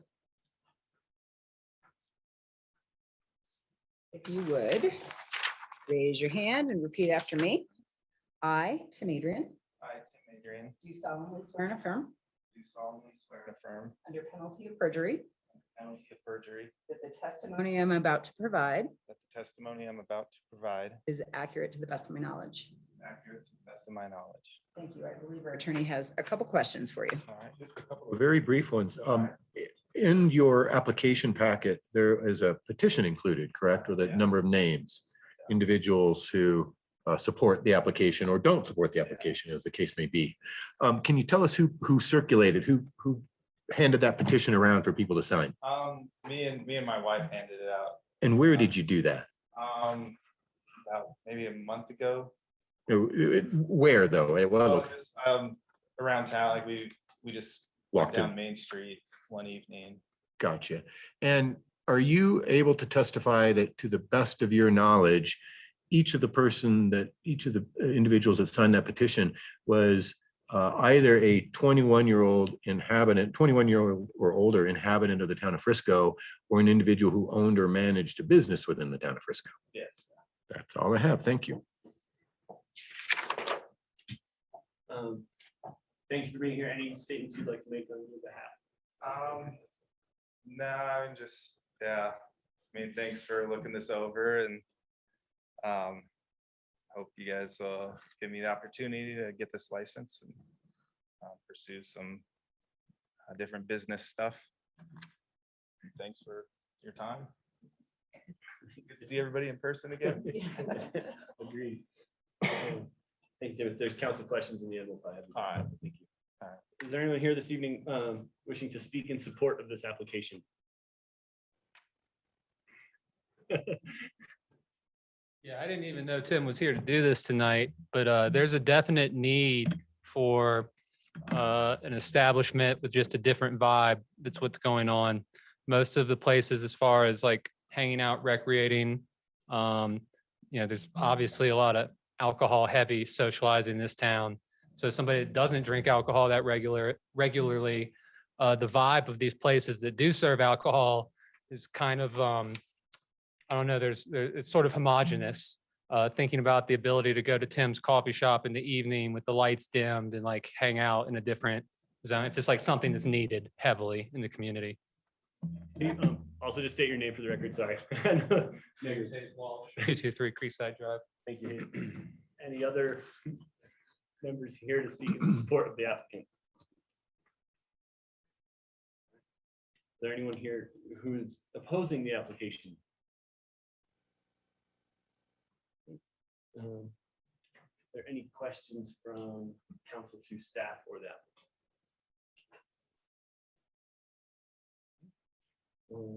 And any closing comments you would like to make? It's a question I have to ask. Great, thank you. Then at this time, I will close the public hearing. Great. Motion. Mr. Mayor, I move that the council or the liquor authority, if you will, issues a hotel and restaurant liquor license for Treehouse Productions, Inc., DBA Rocky Mountain Coffee Roasters located at 285 Main Street on the basis of the following findings. That the authority, one, has reviewed the neighborhood under consideration and finds it to be the town of Frisco as a whole. Two, has considered the desires of the inhabitants of the neighborhood and finds that the inhabitants desire an additional establishment that serves liquor. Three, has reviewed the needs of the neighborhood for the outlet and finds that the needs of the neighborhood are not met by the existing outlets. Four, has reviewed the location of the proposed establishment and finds that it is not located within 250 feet of any school or college campus. Five, has reviewed the qualifications of the applicant and pursuant to the requirements of the Frisco Code and Colorado statutes, find the applicant to be qualified to obtain a hotel and restaurant liquor license for Treehouse Productions, Inc., DBA Rocky Mountain Coffee Roasters.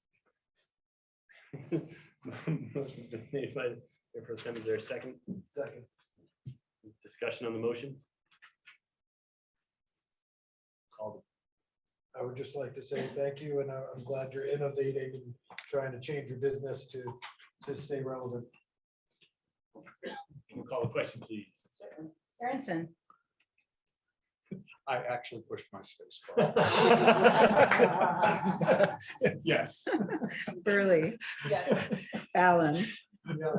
Powell. Yes. Incan. Yes. Sherburne. Yes. Mortensen. Yes. Thank you. Thank you. Congratulations. Thank you. Look forward to seeing the new business model up and running. Yep.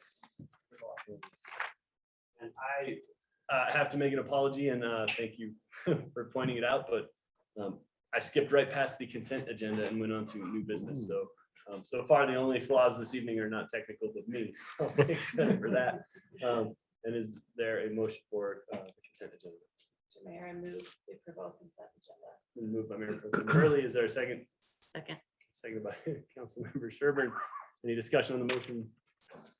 We'll call the question, please. Burley. Yes. Fallon. Yes. Powell. Yes. Incan. Yes. Sherburne. Yes. Mortensen. Yes. Aronson. Yes. Thank you. Thank you. I apologize for the.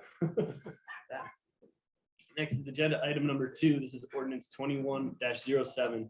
An ordinance amending chapter 65 of the Code of Ordinances of the town of Frisco, Colorado concerning building, construction, and housing standards by amending section 65-1 concerning standards adopted by reference to adopt by reference the NFPA 70 National Electric Code 2020 edition and to provide penalties for violation thereof. I will now open up the public hearing.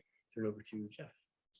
Thanks, Mayor. I'll throw it right over to our esteemed building official, Rick.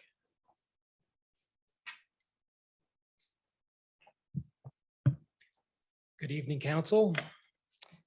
We are here to consider ordinance 21-07, which is an ordinance to adopt by reference the 2020 version of the National Electric Code, also or formerly known as NFPA 70.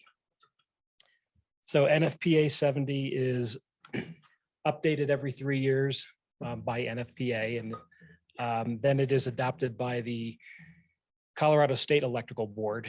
And under Colorado revised statutes, jurisdictions with their own enforcement departments are required to also adopt and enforce that same version of the latest version of their adopted code. So by adopting this code, it will enable the town to continue to be in compliance with Colorado State revised statutes.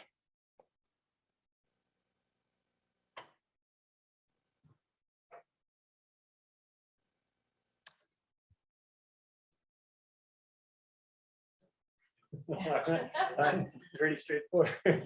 Memo. Are there any questions for staff at this time? Excellent. Yes, I would add that there are no proposed amendments at this time with the code adopted by reference. There would be no further amendments. For that. Is anyone wishing to make public comment? on this item? Line, wishing to make public comment? There. No public comment. I'll close public comment. Back to council discussion. Exciting. Keep stuff updated. Yeah. We do need to- yeah, especially things that spark and burn things down. Mr. Mayor, I move that we approve agenda item number 2, ordinance 21-7. Motion has been made to approve by Councilmember Inkin. Is there a second? Second. Seconded by Councilmember Aronson. Discussion on the motion. Question, please. Fallon, Yes. Held, Yes. Inkin, Yes. Mortensen, Yes. Sherburne, Yes. Aronson, Yes. Burley. Yes. Thank you. Next item is agenda item number 3. This is resolution 21-16, a resolution of the town of Frisco, Colorado, adopting the EV readiness and Summit County plan for the town of Frisco. I'll open up the public hearing. Turn it over to Jeff. Thank you, Mayor. And in person, it's a lot easier to tell who the next presenter will be. So it's pretty obvious. This one, Don's gonna- Oh, yeah, he's right on my screen. And also, Jess Hooper from HC3 will be doing the primary, and I just want to make sure she is on and available and unmuted. Unmuted? You're unmuted. Unmuted. She is here. So I'll just kick it off real quick. This is a resolution to consider adoption of an electric vehicle readiness plan that's been prepared by HC3 as part of the Summit County Climate Action Plan. And with that, I'm going to turn it over to Jess, and I'll be very brief. So Jess, go for it. Awesome. Thanks, Don. Council, if you'll just We're give me not a getting any moment. sound from you, Jess, Um, on your side. hmm, My recommendation is to hop in and hop back out. Okay.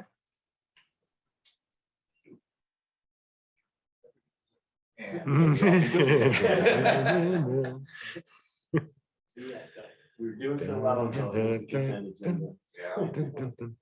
Oh, me.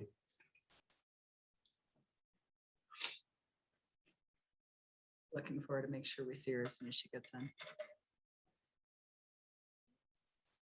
Pretty, can you make her co-host? Josh, you want to try and talk again? I'm back. Can you hear me? No, we still don't have, you. No. We still don't have you. It's on her end. That's why I suggested the in and out. Hmm. Didn't she just do this in Silverthorne?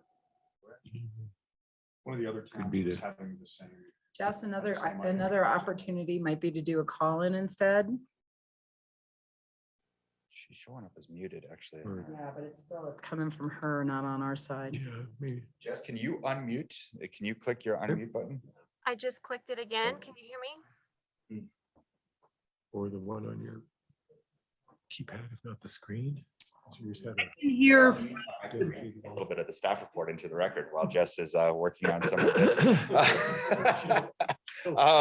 She does have a presentation, which if you want to do a screen share while you're setting up your phone, you can go ahead and do that as well.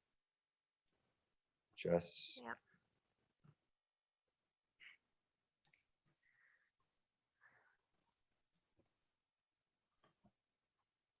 Screen. That part's working. gonna. Bummer. Each council member will do what they think she was gonna say it for each slide. And see how close it is. Right there on the bottom. Oh, that helps. I could give her presentation for her. Can you? actually.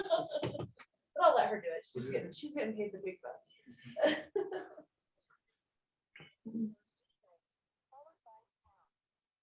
I'm sorry, guys. I don't have an answer to this. I understand that on the outside, people can hear Jess speaking and it's Oh, really? happening internally and I do not have an answer.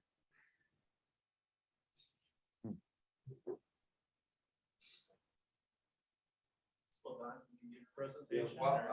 Probably not as well as a council member Burley could, however. I could certainly give it a stab at it. Jess, if you don't mind, I'll just read off some of your slides. But in 2018, the Summit Community Action Plan was adopted by and created first by a collaborative group that was led by HC3 and then adopted by each of the jurisdictions in the county.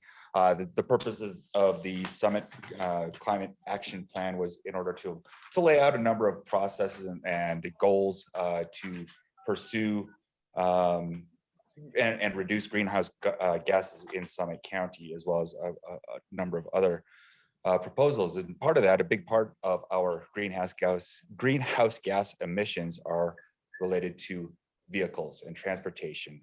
So a large component of that is how do we reduce those? Well, we convert those to and increase the number of electric vehicles on the roads in Summit County. Slide. Jess? Can you hear me? I'm on the phone now.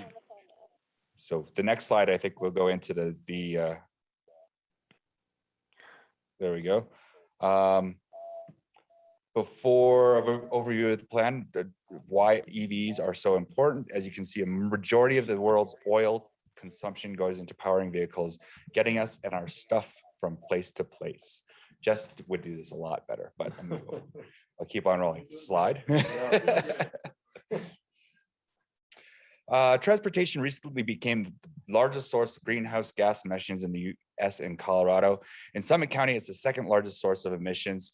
The charts on the slide here show that most of our transportation emissions come from light duty trucks and passenger vehicles, which are what most of us drive most of the time.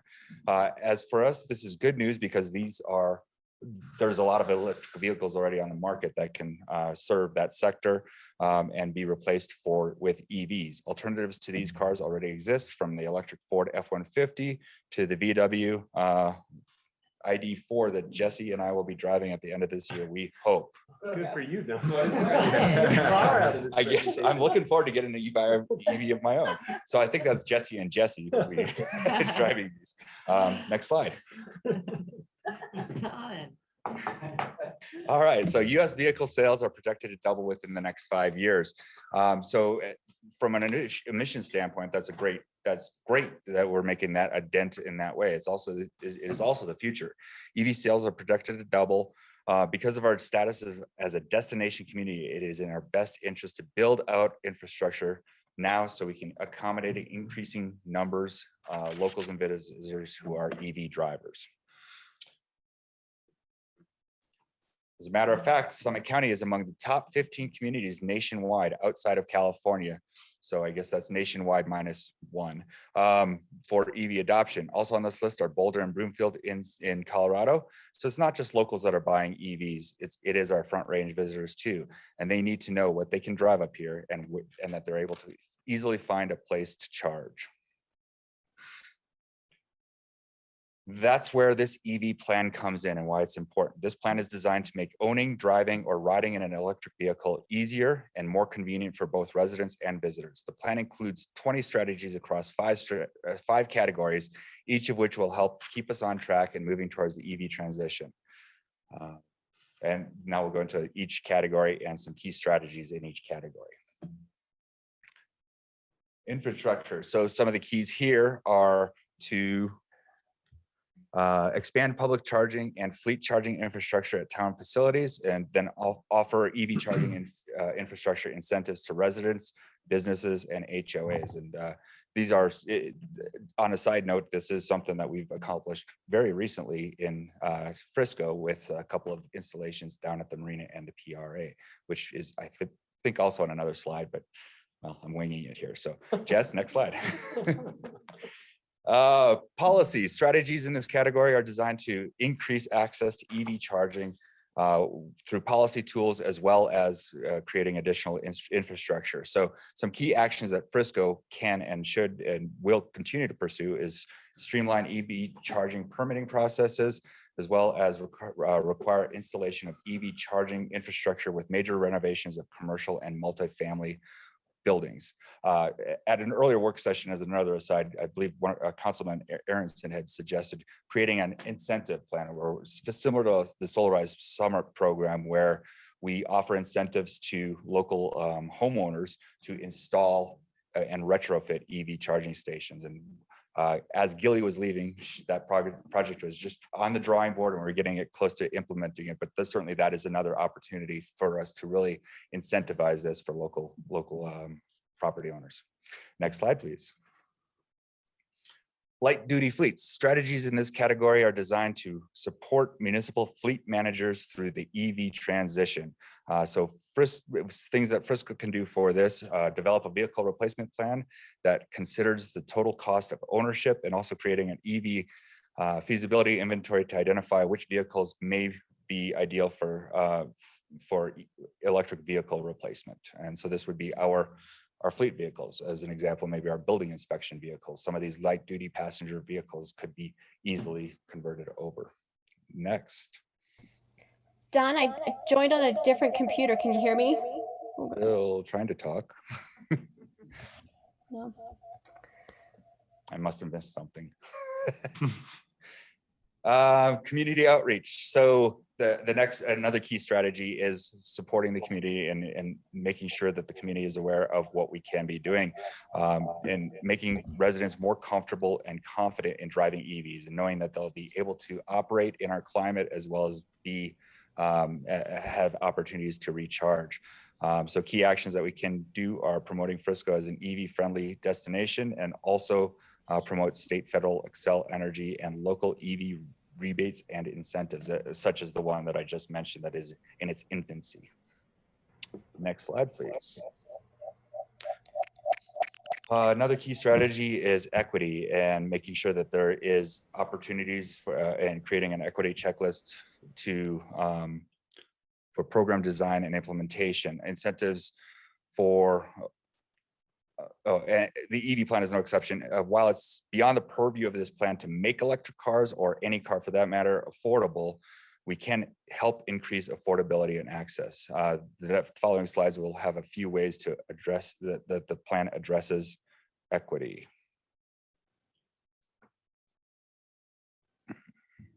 Next steps.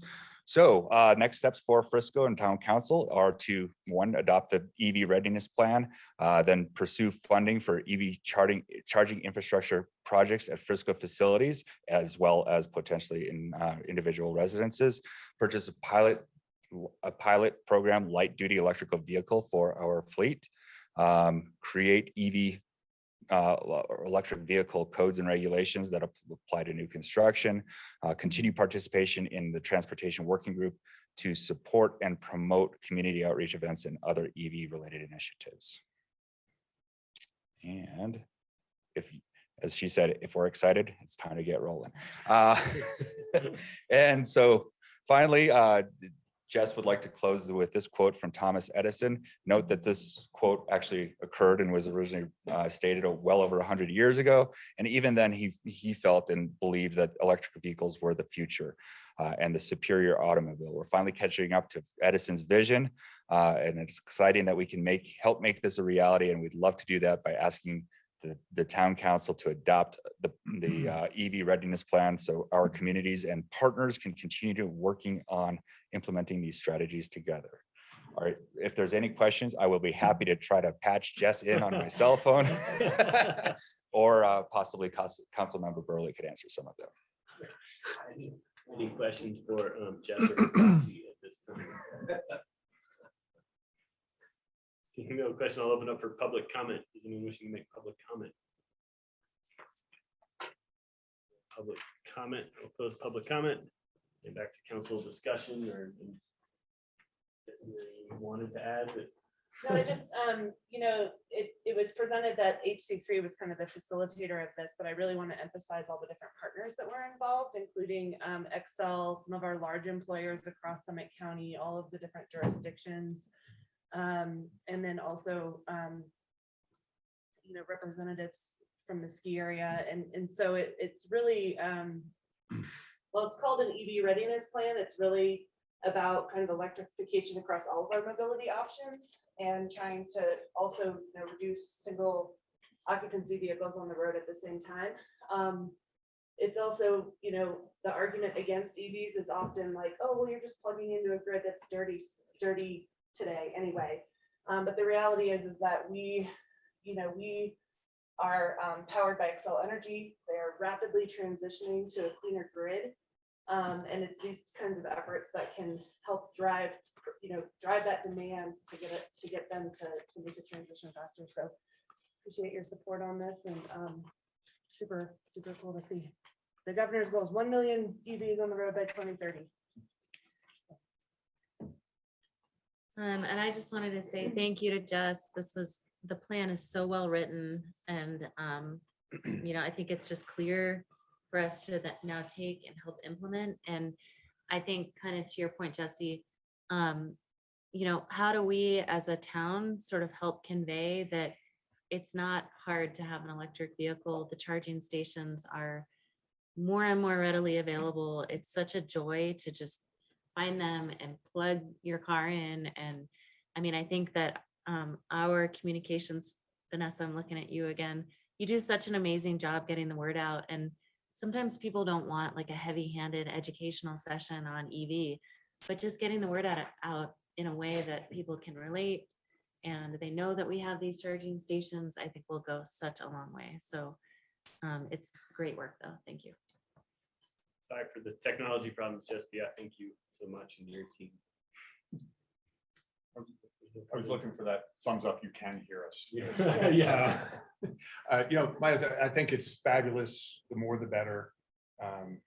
The two takeaways, neither of which has to be deeply dived into tonight. One is, I truly don't understand the economics of these things, where you plug your car in, instead of going to the gas station, you're paying for the electricity. We're putting these devices out. Are they moneymakers? Are they, you know, I just think they're proliferating so fast that at some point they're going to be like phone booths in the old days when you owned a bunch of telephones in public areas. You made real money out of this. So I just don't want to lose sight of this is a wonderful thing to be doing, but there's probably an economic conversation that should be taking place. The other part is the e-bikes are in here in certain places, and I have concerns about it. Meaning in this community and in different communities, e-bikes have a different use. Here, I believe they're mostly recreation devices, and I don't know what it means to have e-bikes in here along with EVs, because I'm sure some people, and I think you use it as a commuting device, but I think that's a rare use in this community. And I know, there's a place, and I'm not going deep into it, but I'm not as enthusiastically in favor of e-bikes being a part of this policy as electric vehicles, because I think in this community, that's a more complicated issue.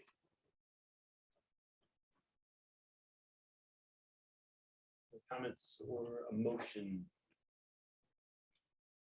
I will make a motion. Mr. Mayor, I move that we approve resolution 21-16, a resolution of the town of Frisco, Colorado, adopting the EV readiness and Summit County plan for the town of Frisco. Motion's been made to approve by Councilmember Sherburne. Is there a second? Second by Mayor Pro Tem Burley. Discussion on the motion. Can you call the question, please? Held. Yes. Incan. Yes. Sherburne. Yes. Mortensen. Yes. Aronson. Yes. Burley. Yes. Fallon. Yes. Thank you. Thank you. Jess, thank you. Sorry again about the technology. Next time. Next item is agenda item number 4. And this is resolution 21-07, a resolution amending the Frisco Housing Helps Program. Open up the public hearing. And am I going right to Bill on this one? So take a stab at it, Jeff. I think that's a safe one, but I would note that I think it's cool that you had a good workshop a couple hours ago on housing issues, and here's one moving forward already. So Bill's got some good news. So the nightcap here and circle back on the housing topic. So if you remember all the way back into 2019, some of you were here, some of you weren't at the time. But the town of Frisco adopted a housing helps program. It's kind of modeled after Vail and Deed. And similar projects happening over in Breckenridge and Summit County at the same time. And I noticed on my staff report on the first page, I didn't give you the verbatim language from the 2019 resolution, but the concepts are all still there. So the idea behind the program is it provides town financing assistance to either people trying to buy a home, down payment assistance, or to existing property owners. That could be an individual, it could be a business, it could even be a developer. The other part of that is we also provided financial assistance in the form of helping out accessory dwelling units. And then, excuse me here, the other one was the opportunity for the town to purchase a property like you did at Mountainside and then look at options for that, either putting on a restriction, reselling it, or renting and leasing, a variety of things. So the crux of this program and where it came out of Vail, it's not so much an affordability project. So let's be really clear about this. This is not necessarily an affordable housing project. This is how do you keep your community and not become a full-on 100% resort project? That was the discussion that was happening in Vail when I was there 10 years ago. And this is one of the programs that came out of this, is how do we save our town? Similar to some comments you heard earlier. So I just want to frame that when we talk about some of the trade-offs with this program. So with Vail and Deed and the original Frisco Housing Helps, the concept was the deed restriction in exchange was simply an occupancy restriction. You're a local resident. It didn't get into AMI caps, price appreciation caps, number of household members, all the other complications that are inherent in some of our other restrictions. So the initial the initial resolution kind of set up that program. Council did have further discussions later that year about the program and kind of pedaled back a little bit on that. So the council at that time imposed that we switch back to our more standard deed restriction of 100% AMI. And the council at that time also determined that assisting current property owners was the lowest priority for the program. And there was also a cap place of $75,000 per unit. And then I did note there was also some discussion about the home energy assessment thing, and that's being carried forward in this as well. So staff is proposing we reset Housing Helps back to its original approval to give us more flexibility. When Eva's been talking with Summit County, the vast majority of their Housing Helps scenarios are helping existing owners. We're seeing situations where you may have a condo owner who may have a financial need in their life, or they may have an assessment coming up. So we're seeing these with some of the lower end market units where there may be re-roof and re-siding, all these major expenses coming with the unit that person would likely be displaced or would have to put up for sale if they did not have this assistance. So that's where it's kind of falling in. And again, Vail's similar. The vast majority of the Housing Helps product is current owners. It's not trying to get somebody new into the community. So the proposed resolution language essentially highlights those 4 areas in the whereas statement. And we try to be a little more explicit with this language than the old language, that we're not talking about AMI caps on any of these items, with the exception of when the town purchases a unit. And then you as a council, as a property owner, have all the decision authority you want to make in terms of how you would encumber that property and how you would want to pass that down the line. If you want to rent it, sell it, keep it in your holding, your portfolio, whatever you want to do. We did put some notes in here clarifying that the intent of the deed restrictions is to not allow short-term rentals. That's obviously a topic that's come up a little bit more since 2019 even. And then instead of putting a dollar cap, we put it in the whereas that the financial assistance should be based upon that differential between market rate and the valuation of the property once it's been encumbered. What we've heard anecdotally from Summit County and Breck and Vale and other places, it's in that 10 to 15% range. And that's happening naturally in that you're limiting your buyer pool. So rather than putting an AMI cap on something, you're simply shrinking the buyer pool and the buyer opportunity. And as council discussed, we do need housing across that spectrum. So we want to encourage the higher income earners to maybe at the medical center in Frisco, as well as the low wage earners in town. So I think that's the proposal in front of you for recommended approval. We're open to any other ideas or concepts you may have on housing helps at this point, or as we get into housing helps 3.0 further down the road. Any questions? Do you know how many, I believe your staff memo mentioned that we've had 0 except for the town buy down units, right?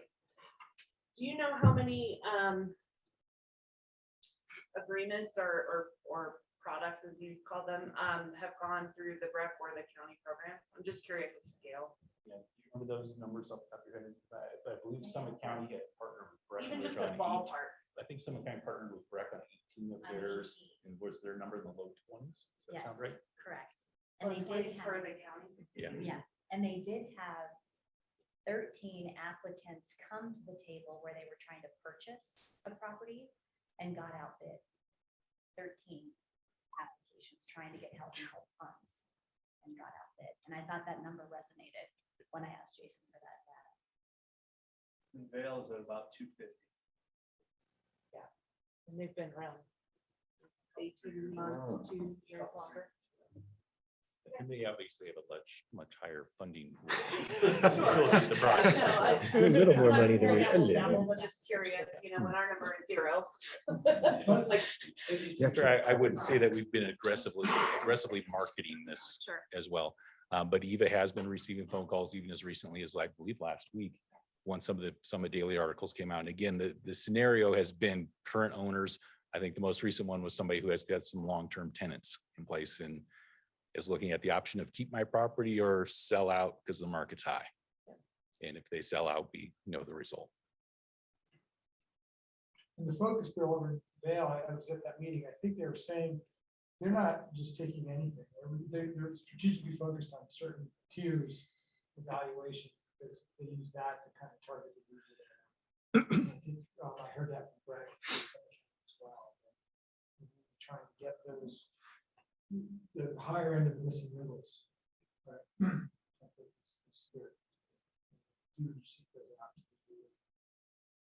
And I know the council at the initial thought was try to pursue the option of purchasing something and buying it down was kind of the initial goal, one of the higher goals. And as we can see by what's available and how quickly things are going, that's not a very viable option in today's real estate market.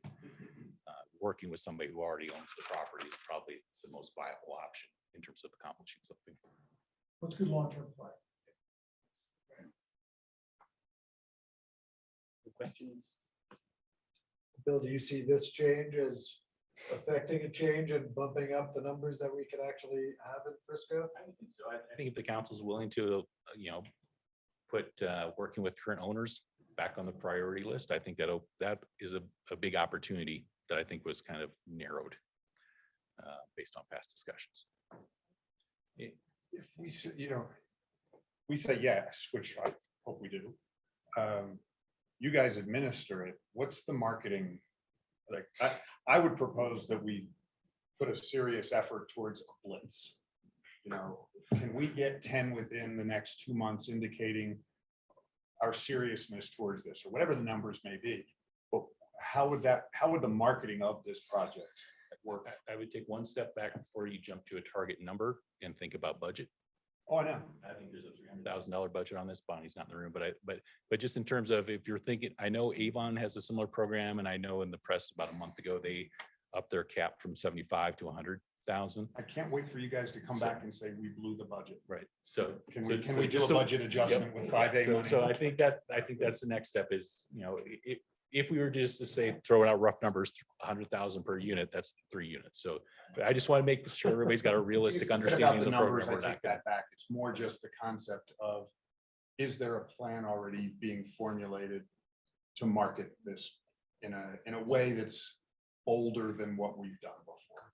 I don't think it's in place yet, but I think if we have adoption of this, we know our marching orders are to make one. And 1/7 for sure.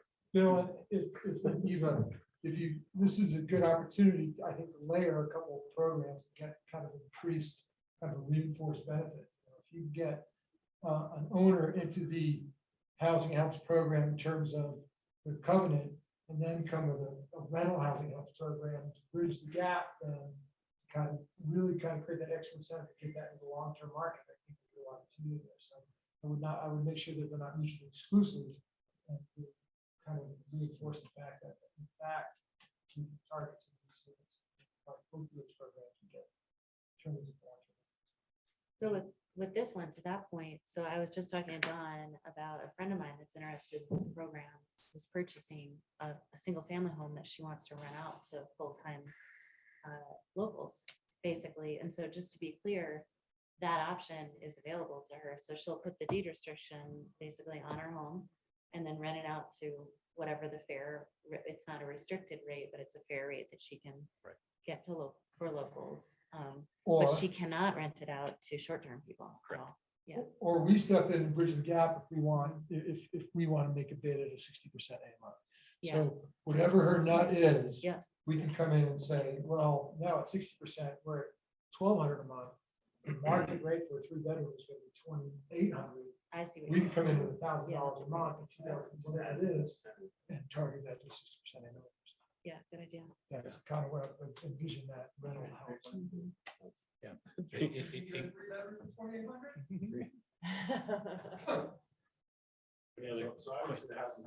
You guys can layer onto that however you want. Yeah. You have that discretion with your funds and your other programs. This is just one tool in the toolbox that we're talking about. Good.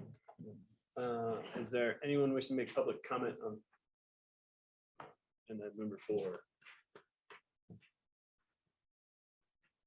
Seeing no public comment, back to council discussion. Perhaps motion. Mr. Mayor, I move that we approve agenda 4, right? 4? Yep, correct. Resolution 2117, and then how it helps approve that. 2107. 2107. Yep. Resolution, it's been moved by Councilmember Fallon to approve resolution 21-07. Is there a second? Second. Seconded by Councilmember Held. Any further discussion on the motion? We'll call the question, please. Certainly. Incan. Yes. Sherburne. Yes. Mortensen. Yes. Yes. Aronson. Burley. Yes. Fallon. Yes. Thank you. Yeah, to be Yes. clear, in the council packet, it's labeled 2021-17. So, I'm sorry, I'm looking at the agenda. yeah, so the agenda item number 4 is 2107, and then if you go to the resolution, Yep. So it's labeled 21-17. and that's So 17 is the correct number. I don't know which one's. the Yeah, correct because number, the 1 to 4. But there's two The different one- ones. the 1 to 4 to 16, so I'm going with 17.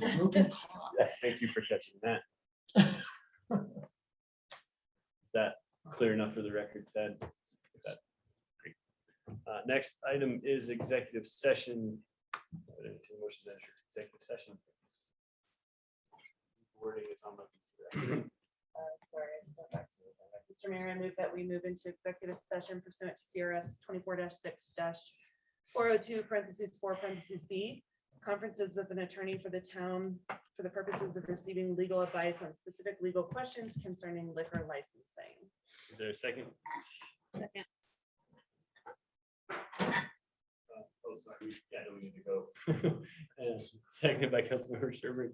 We call the question, please. Sherburne. Yes. Mortensen. Yes. Aronson. Yes. Burley. Fallon. Held. Yes. Incan. Yes. Thank you.